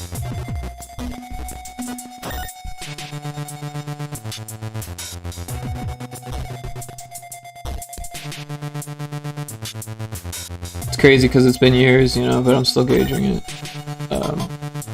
Mostly I'm just gauging how much faster it's going to get done at this point, because I've left my job. And I really would like to finish it before returning back to work.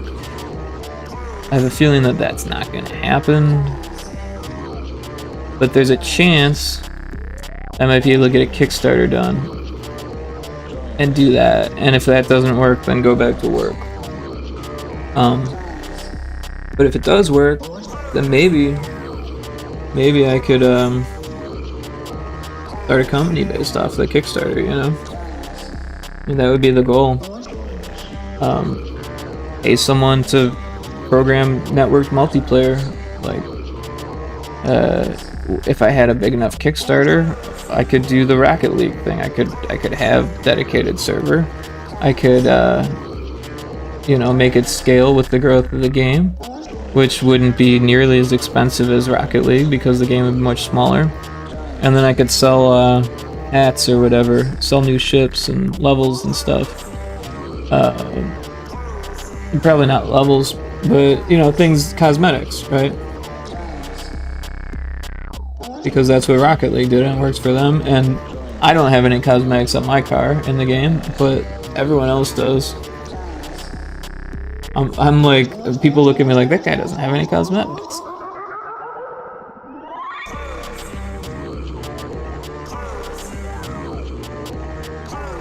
Especially in Drop Shot. I feel like everyone who plays Drop Shot has been playing for a while. They play competitively, and I'm actually pretty good. So I look like I'm not going to be good because I don't have any gear. You know what I mean?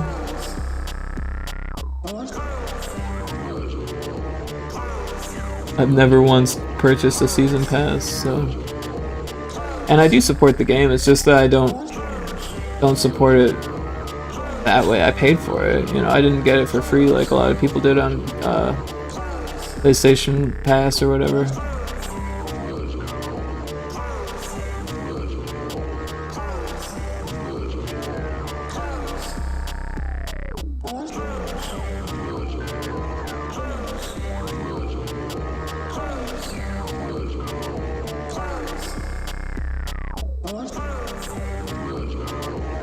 Actually, I paid for it twice. I bought it on Switch as well. I think I got it on sale when it was for actually I think I got it on sale for both of them.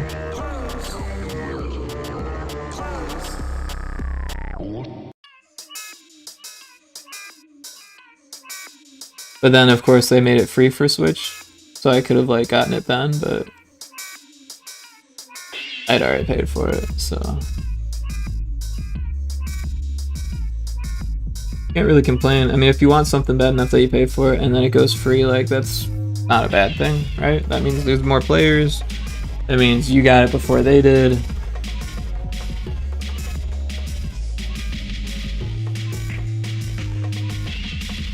And yeah, I'm excited for this animation to be more complete.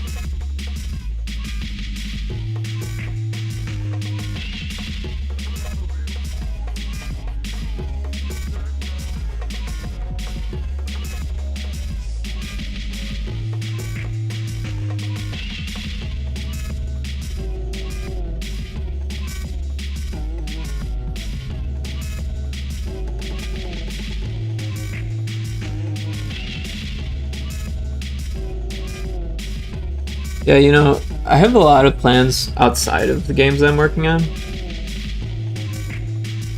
And I'd really like to make more VR environments and just like link them together in a game or something like that.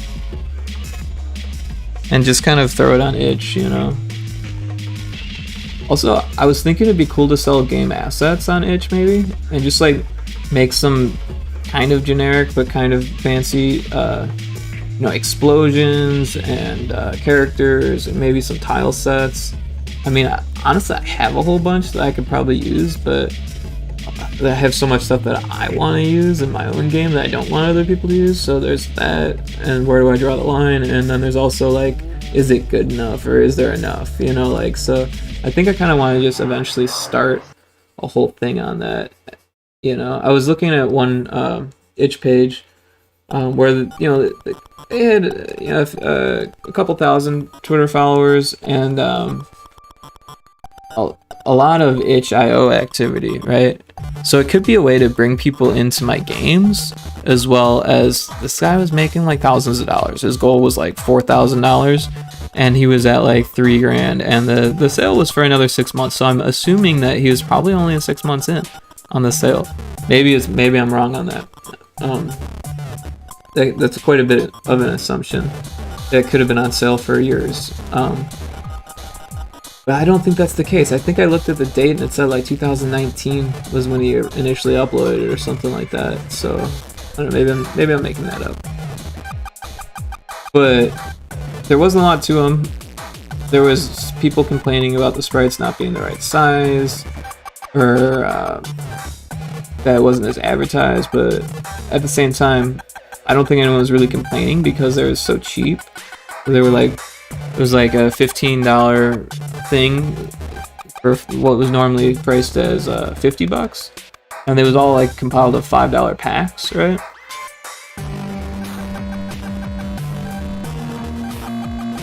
But I did notice that someone asked for a refund on the because they bought the bundle, but they already owned something from the bundle. And that's fine, but I feel like that would be a pain in the butt.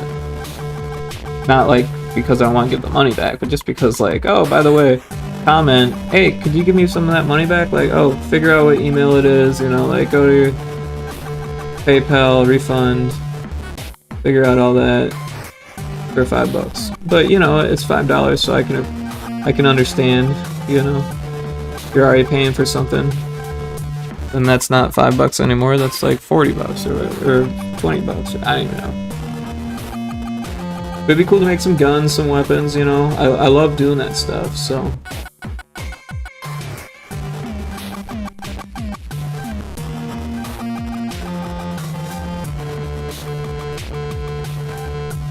It's just, you know, I don't feel like doing pixel art on stream is a valid way of making money. Like, I don't think there's enough, you can make enough money that way to live off of, you know. Maybe if you had, like, your rent taken care of, or if you're already popular doing this I don't know, maybe you've been doing it throughout high school or something like that, and you already have a whole bunch of followers or something, but just quitting your job and say, I'm gonna stream pixel art every day, that doesn't seem like a great idea.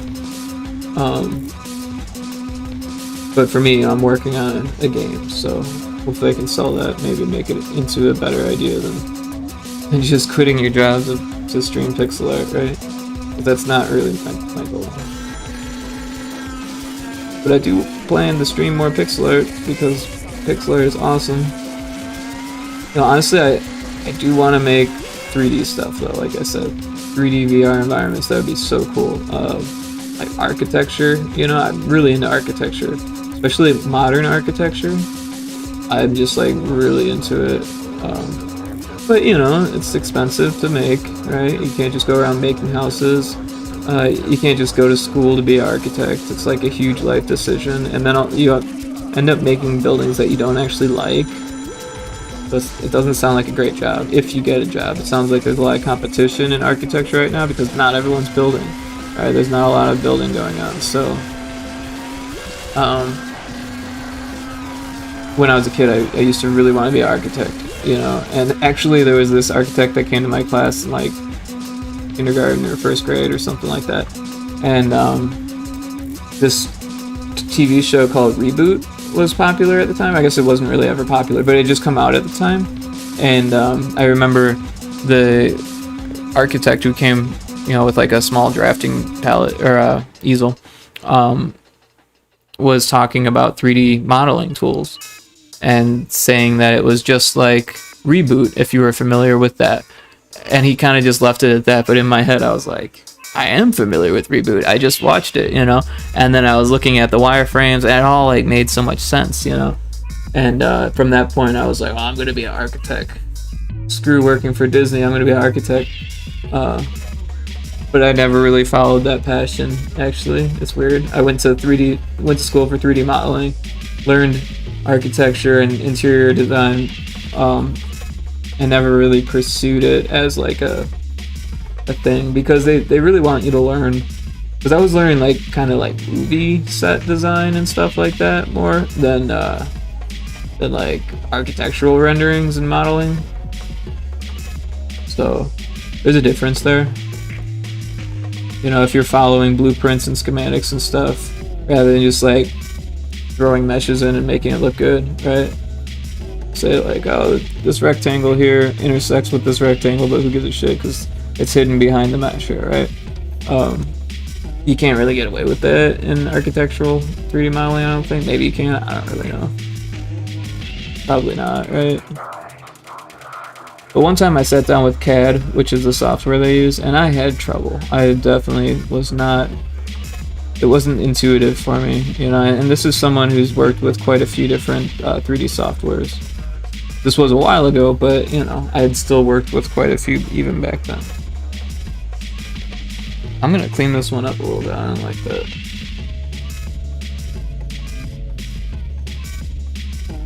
Some chunkies.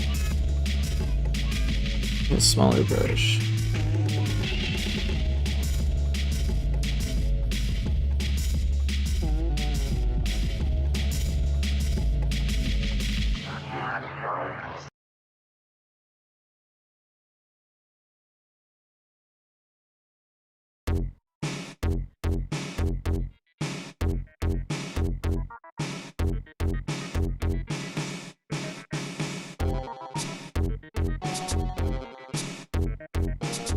Like this track is one that I put on my my synthwave EP. You know, it's not super synthwavy, but it follows the rules of the genre.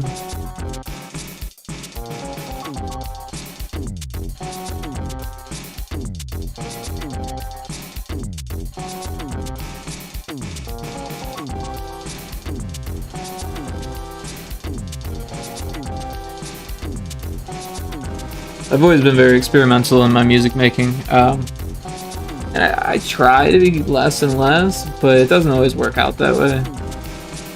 Right now I'm actually spending just, you know, 5-10 minutes every day learning piano, and not like real piano, but like on a Yamaha like wave sample based keyboard, right? Like from the 90s.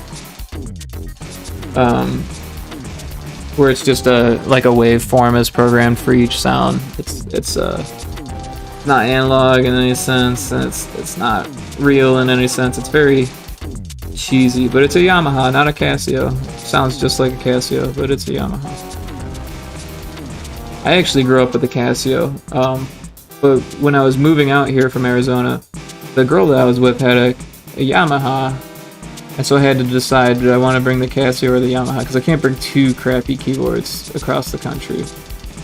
You know, these things are like 20 bucks tops at thrift store.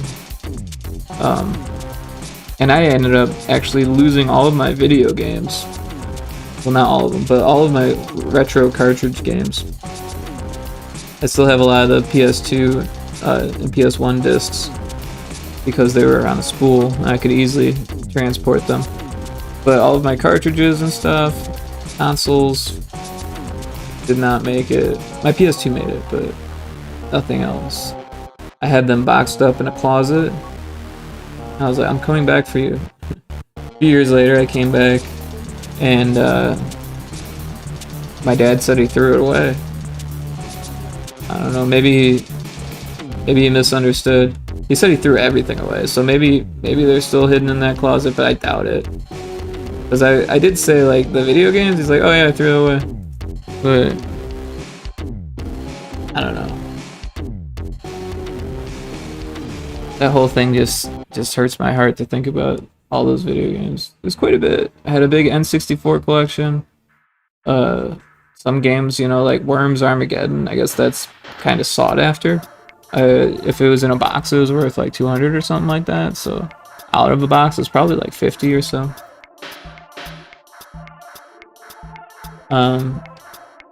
But yeah, you know, what else did I have? Oh man, I had so many. Because when the Nintendo 64 got really cheap and they were selling all the games from like the video rental places, I would like scoop them up for like $3 or $4. Some of them would be like $2.99. Even the ones that weren't that great I would grab, but most of them were actually pretty decent, you know? So there was like some racing games that kind of sucked and stuff like that, but or like, you know, I found Turok that way, the later Turok games, like, because the first one was, you know, everyone had that because it was early, and it was cool looking, right? But it was really hard, and not a lot of people beat it. Like, I didn't beat it straight through. Most people just played with the cheats on. And the second one was kind of the same way, but it had great multiplayer, so more people knew about it. But there was a third one, and then there was also one called Rage Wars. And I'm not even sure which one came out first. Rage Wars wasn't as under the radar. I remember hearing about it, so maybe that one came out first. But Turok 3, the one that was called Turok 3, that one, I didn't hear about it until years after its release, and it wasn't very great. It was made by a completely different team. The art style had changed quite a bit. The control style was still relatively similar. The weapons changed a lot.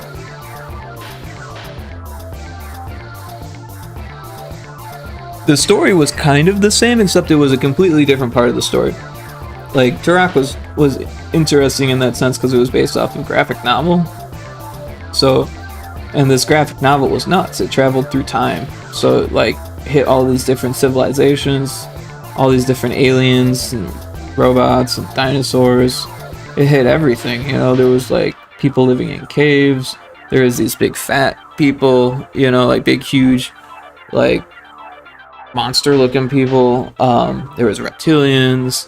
There were insectoids, you know, Tyrannosaurus with lasers, and then, you know, raptors with like special weapons, and Triceratops with weapons, and it was all over the board. But this third one actually took place in New York or some shit like that, which is weird. But in the first one, the first game, the character is actually taken from. It came with a little comic, and that's how I know this. So the first one, the character that you play as was actually taken from.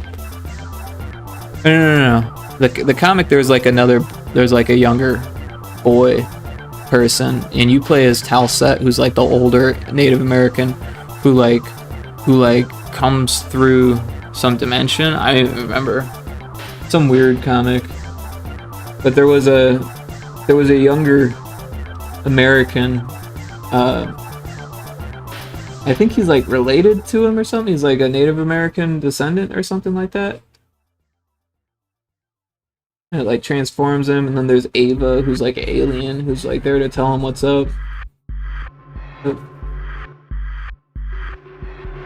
So it just like kind of jumped to that person's life in New York, and I don't know, they probably just kind of ran with it.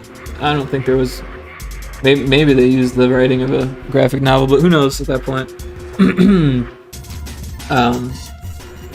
It's just like one of those things, right? But yeah, you're like in the sewers for a bit, the ground breaks away. There was a lot of animation that was kind of cool in it, but it was all very cheesily done, and it, you know, if I would have played it right when it came out, maybe it would have had a better effect on me. But since I had played it years and years later, and Rage Wars was much, much better, I was like, you know, this game kind of sucks. But I played it straight through out of loyalty for the series, and because it was kind of easy. I feel like there was a second way to play through as a different character, and I think I did that as well, and the differences weren't very big. I think there was like a couple different spots where you could reach different spots of the level, and that was it. Otherwise, you're just playing the same game over again, which is always terrible. You know, the only time I did it and enjoyed it was Devil May Cry 2, which I get a lot of flack for that opinion because a lot of people didn't like that game, but I actually did.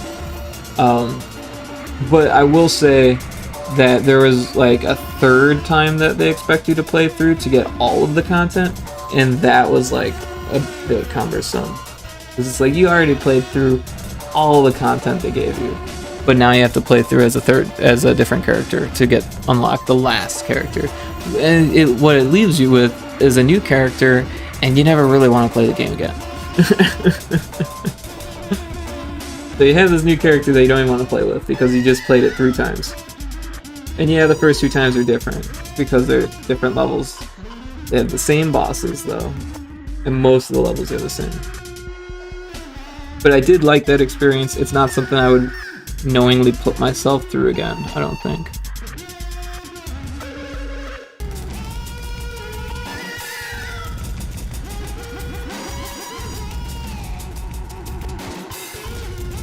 Yeah, well, I'm gonna block this person. If I can. I don't know how to do it. Well, I should, but I don't know how. Oh, here we go.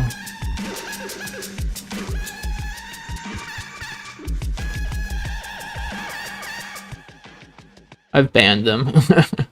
They can never return. Because that's the second time that's happened to me. So make that go away.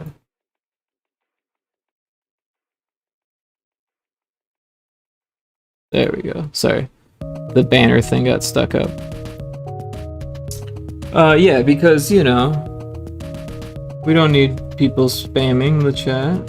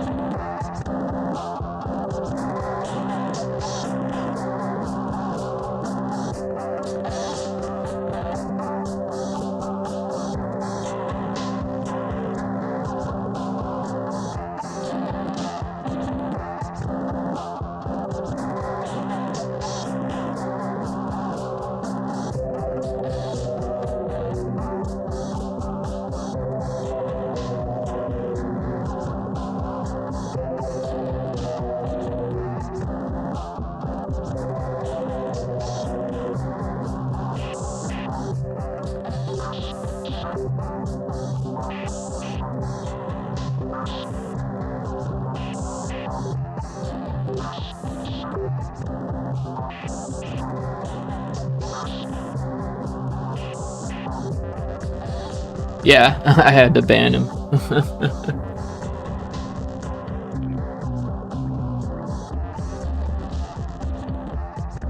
Yeah, like that works for anyone. Like, oh, you want to be famous? Like, who is that even for? Is that for me? He goes around to streams that don't have anyone watching. They're like, oh, you want to stop streaming and try to get some followers for money? Followers that don't do anything for you? Like, yeah, that sounds like a great idea. Like, I don't see how that would make it worthwhile, you know? Even if it's a bot, like, I don't think you would get many people clicking.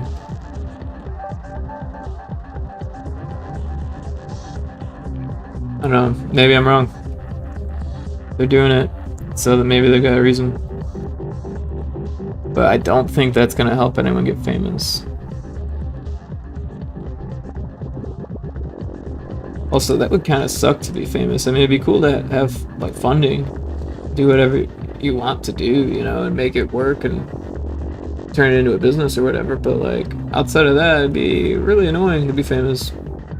You know, you like go to the store and people are like, "It's so and such," and you're like, "I just want to buy some toilet paper." And they're like, "Oh, so and such buys this kind of toilet paper," and you're like, "Oh shit, what did I do?" And they're on the news later, it's like, so and such, it's talking about toilet paper created by slave wage children in the Middle East, or I don't even know, you know, like, you're just grabbing toilet paper. It would suck to be famous.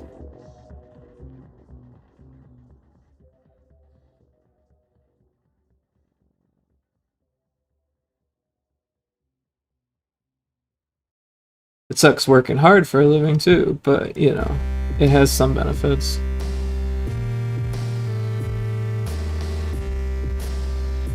Like, you could choose to save up your earnings and quit your job and live off your savings if you want.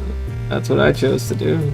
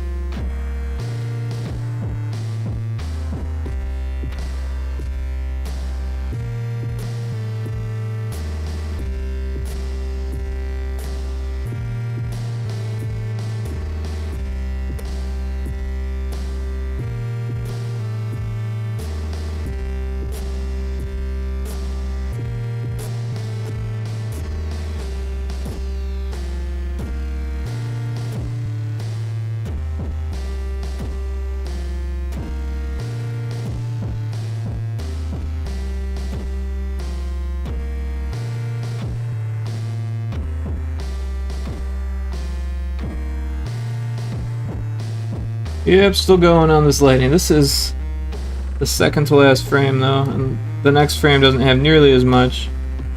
So it'll be nice to do something else for a second.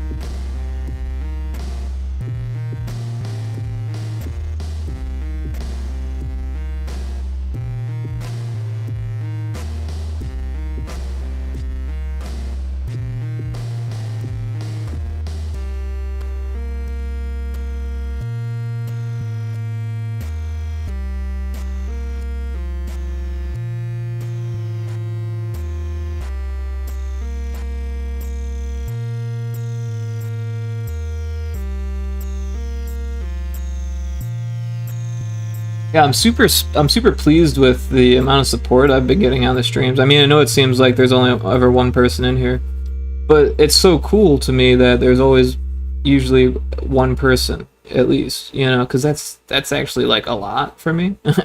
Right? It's really easy to stream all the time and just be streaming to yourself, you know. So I'm really grateful for you and Easy Perp and Studio Primitive and James, all of you guys for joining the stream the last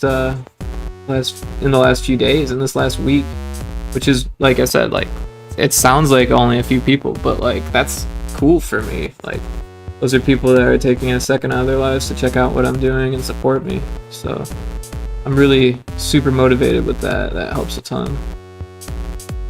You know, when I first started streaming, like 2017, it was like very different. You know, I met some cool people, don't get me wrong, and I had a lot of fun. But it took many days of streaming every day before I got any like friendships or like recognition from people or raids. You know, after a while, I started getting pretty lucky on the raids, I guess, because I was able to be an affiliate within like the first month of streaming. Maybe it was the second month.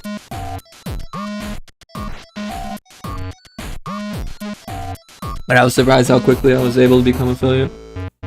It felt like they were just giving it away at the time, but they weren't. It was actually difficult for some people, because I remember seeing like, oh, struggle for affiliate, you know, like other people were like, oh, I know, I remember. But I guess now it's easy. Now I guess you just like pay money or something like that. I don't know. But I did reach affiliate a second time after that, because what happened was I canceled it so I could restream, right? Because right now I'm streaming on YouTube, Facebook, and Twitch. Even though Twitch is the most, you know, every once in a while people see it on Facebook and YouTube, so it's worth it to me to try to get as many people. And no one was donating on Twitch anyways when I was an affiliate, so it's like no difference. And also, like I said, I'm not really a big fan of supporting Amazon, which being an affiliate essentially is. You're an Amazon affiliate, you know. I don't like Amazon. Why would I want to be affiliate with it? Right, so it's bad enough that I'm using their platform. I wish there was more options. I noticed there's DLive, but then I did some research on it. I found that DLive is like for like, there are a lot of conspiracy theorists and like white supremacists and stuff go there, so I'm just going to avoid that completely. But it'd be nice if there was something like a platform like Twitch for people who don't like Amazon, I guess. I don't know. One that's not racist in any way. One that's actually cool.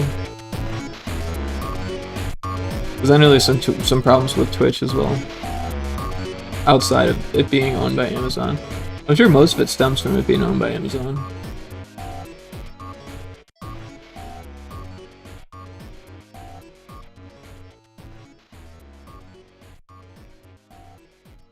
What I'd like to see is like something that's like owned by its users.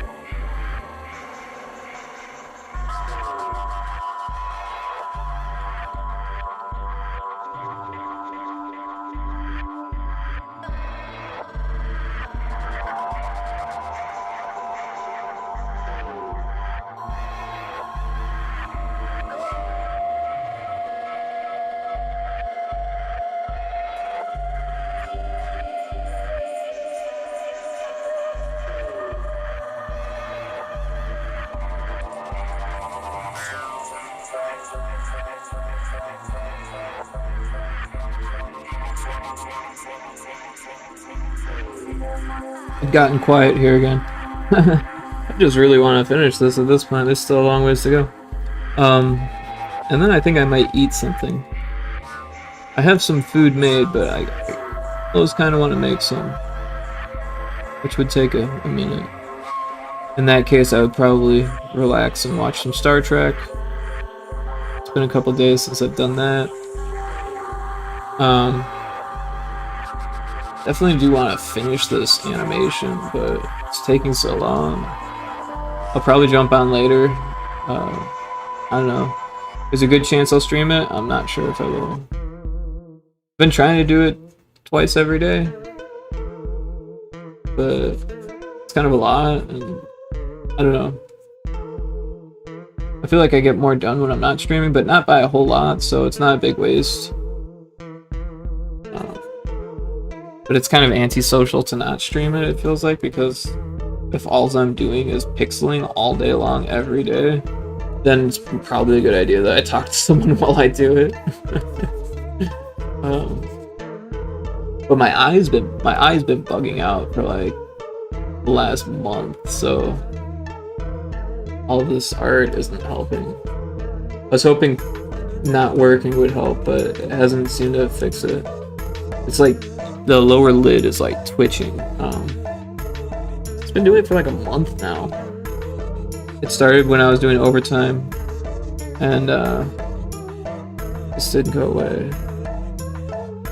It's weird. It started on the left eye on the upper lid, and it was only there for like an hour, 2 hours, and it was bad, but it was like more like a startling than like hurting or anything like that, or annoying. But then it very quickly moved to my other eye on the lower lid, and ever since then it's been super annoying to the point where it's almost painful. I wake up and my eyelid's swollen, so maybe there's like an infection going on. I'm not really sure. I missed a spot over there. But yeah, it is kind of slowing me down. So I've actually been closing one eye for whenever it gets that way, whenever it gets painful, because I have a feeling it's from eye strain, you know.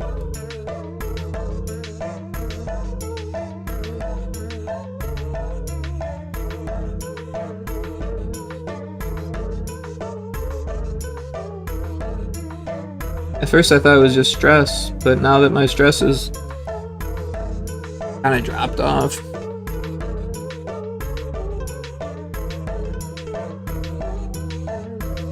I don't know, I don't think it's related to my blood pressure, but I've been trying to raise my low blood pressure by eating more salt and sugar.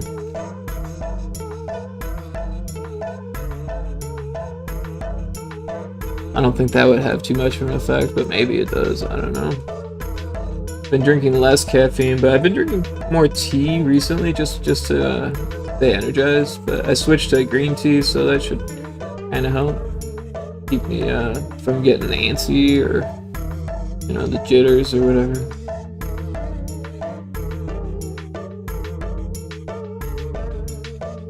But yeah, my eyes are prone to discomfort, unfortunately. They've always been that way. I think I have blepharitis is what I've read about, where it's like your what do they call them? Your tear ducts are like bigger than usual, and they clog easier. They produce more like goop, and also there's like more skin like cells that grow and need to be like removed. So you end up with puffier, redder eyes,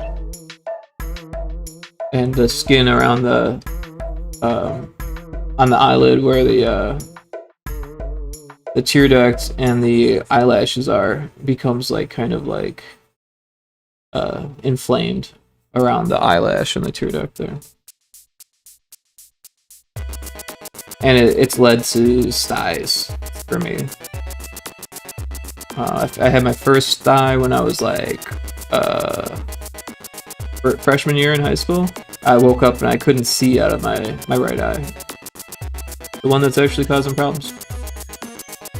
Yeah, it totally freaked me out. But I looked in the mirror with my left eye, and I could see that it was just completely swollen shut. Just completely swollen shut. Overnight, you know?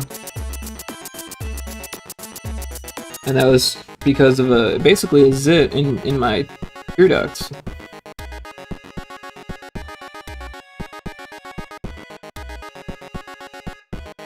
But yeah, I think the problem was that I wasn't washing my towels often enough. I was just hanging up to dry and then using them again the next day, which is not a good idea. But to most people, it wouldn't really bother you because that's what my brother were doing too. But I have like sensitive skin, so I guess it makes sense that I would have some type of irritation from that. Oh snap, I think I'm done with the electricity. That took forever.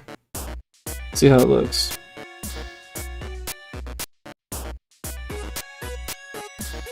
Zzz, zzz, zzz. Oh, there's a frame missing in there.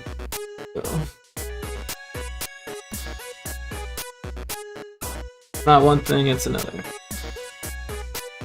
Is it a frame or just did I switch early?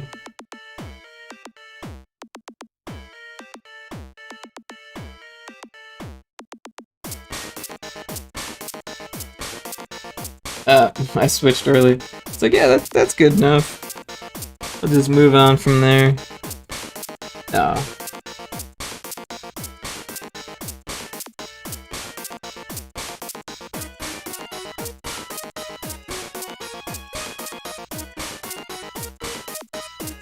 But yeah, I kind of wish that I was going faster on this, but part of the reason why I'm not is because I'm actually still doing a lot of exercising for my back.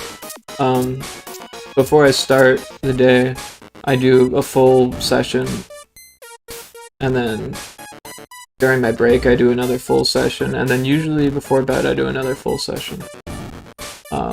So that's like 3 hours of exercise every day.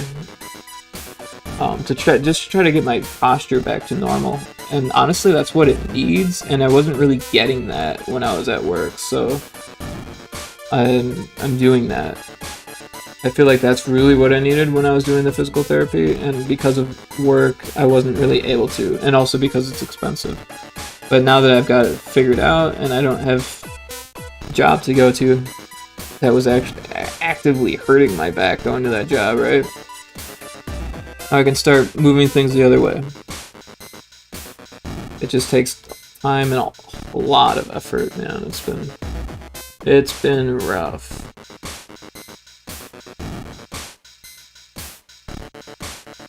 It is getting easier though.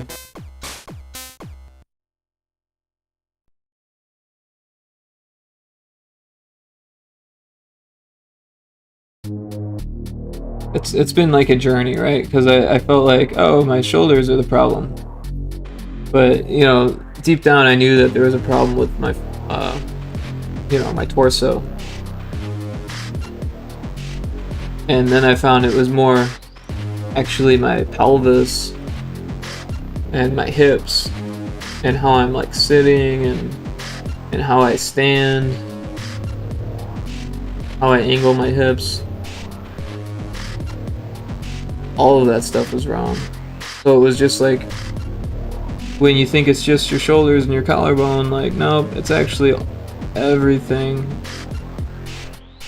all the way down your spine to the very tip.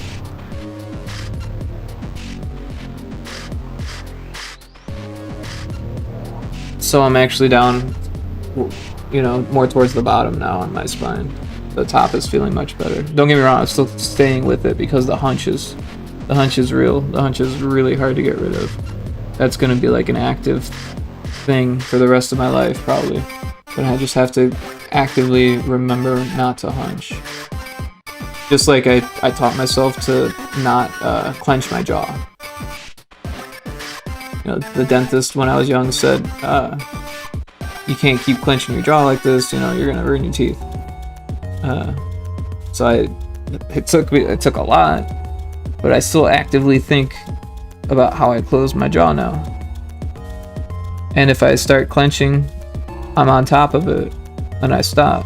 because I have like like an alarm system in my, like a mental alarm. I feel when I'm clenching my teeth now, and I think, oh, I'm not supposed to do that. But the same thing is happening with my posture. It's just difficult. It's really difficult. It feels like it's like when you're working out and you're like at the end of your reps and you're like you're ready to put your weights down, right? That's what it feels like almost all the time when I'm standing straight.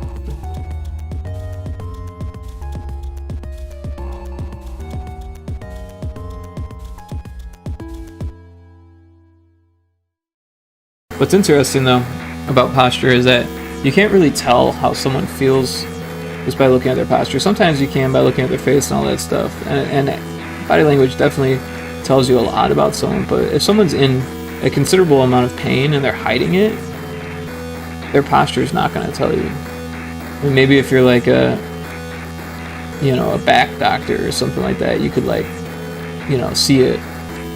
But the average person, it's like no one could tell that I had back pain because I didn't complain about it. I didn't talk about it. So people just assumed that everything was good. And then, like when it comes down to it and you're trying to like fix yourself, they're like, well, how come you can't just be like fixed already?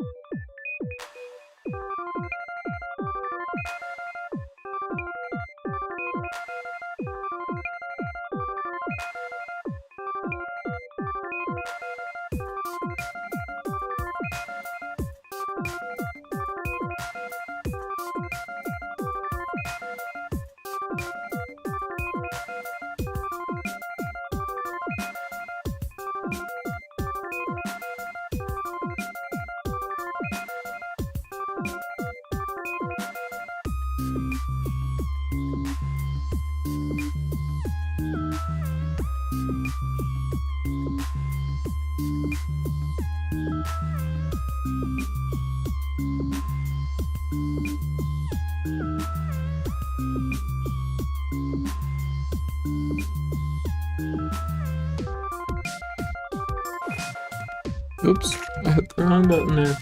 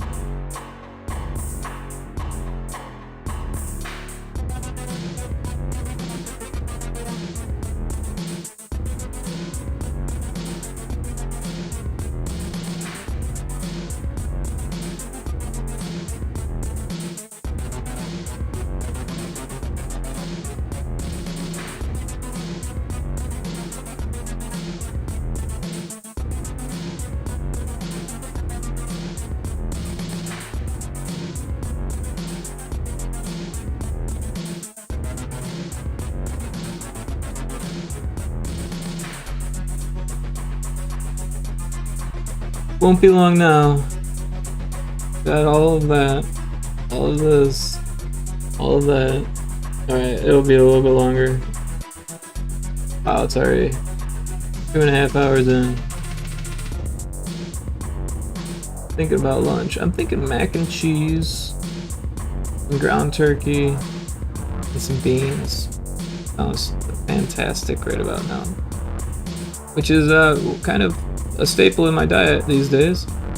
But sounds fantastic. I've been eating pasta, which is good. But I'm in the mood for some mac.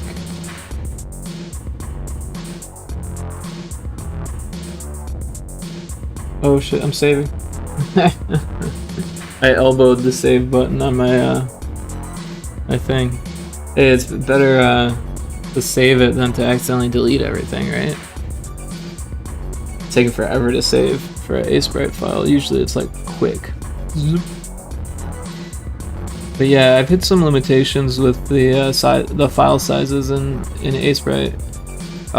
Typically the animations, like you can get pretty big with the actual image size, but the animations is where it gets crazy. When you've got hundreds of frames, Aseprite doesn't really like that at all.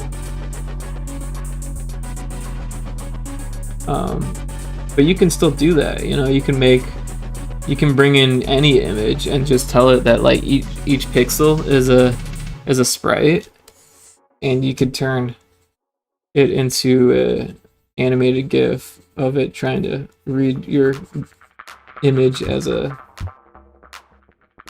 sprite. Or you could do like 5 pixels or whatever. It would look weird, but what I'm getting at is that the file size would be huge.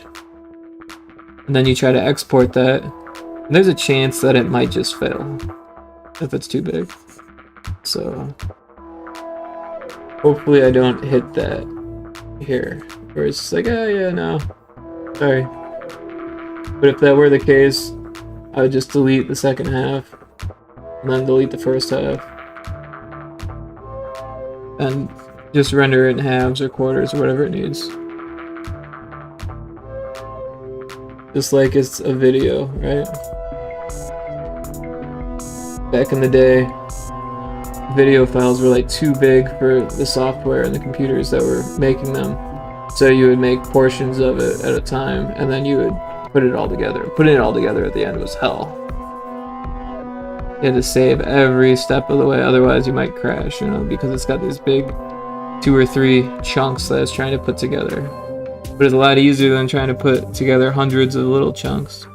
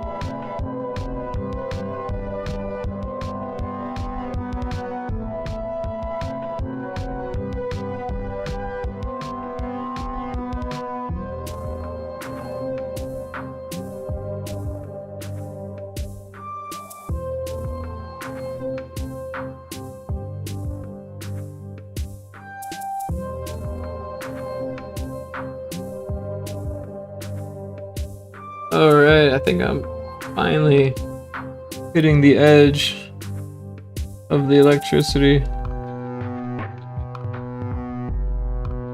Oh, no, there's more. Of course there's more.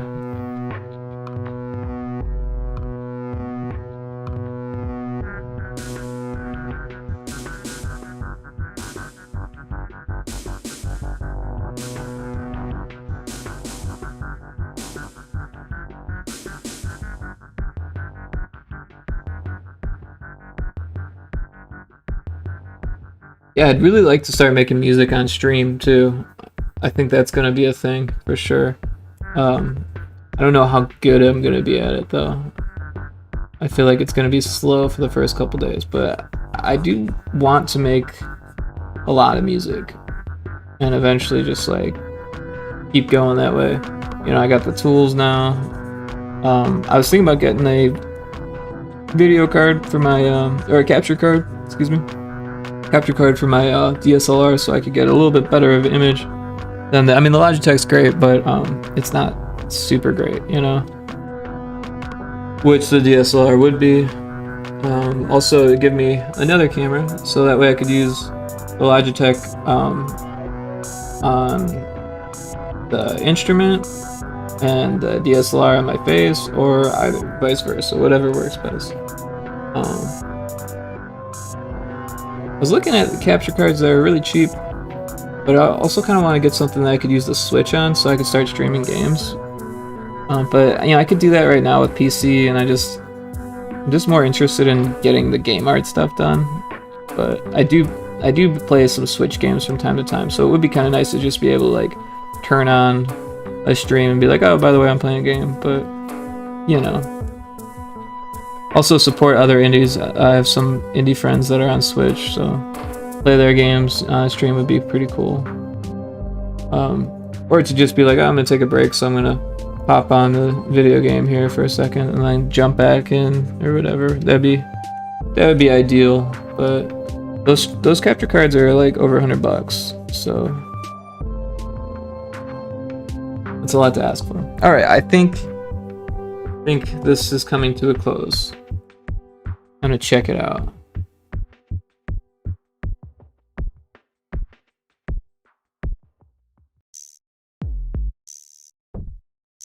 It's hard to say whether it looks better or worse, to be honest. It kind of looks like it had always needed to be there. So I think it's better. It's better. I might clean it up a little bit. And I am going to add like more of a glow, I feel like, behind everything. So it's like,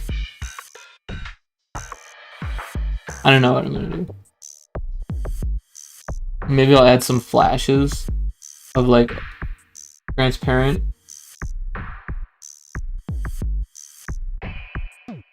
Like, yeah, you know, that might be a good idea to do some circles of transparent color or transparent white to just kind of add to that, like, that effect where it's like blooming almost, you know. And then it can kind of, it'll help because it'll make it be able to take the shape of like a muzzle flash, because it's going to start taking that shape right before the scene ends. Yeah. Alright, but I am hungry. Juan Hack, if you're still there lurking, thanks so much. I really appreciate you joining the stream. It's been awesome. I did see your comment on Discord, so if you want to chat there, that's totally cool. I was going to ask you about if you had any feedback as far as channels, if you want less channels, think there's certain channels that we get rid of, or channels that we could merge together or something like that. I'm totally down. You know, it's kind of built up that way over time on the Discord. I'm totally down to move it around and stuff. I'd like to make a moderator at some point and have like some admin other than myself in there, but it's still pretty small now, so it's not really necessary at this point. But yeah, that's the future plan. If you hear me, get at me there. But I'm gonna sign off and make lunch. Thanks everyone for watching, and have a great day. Peace.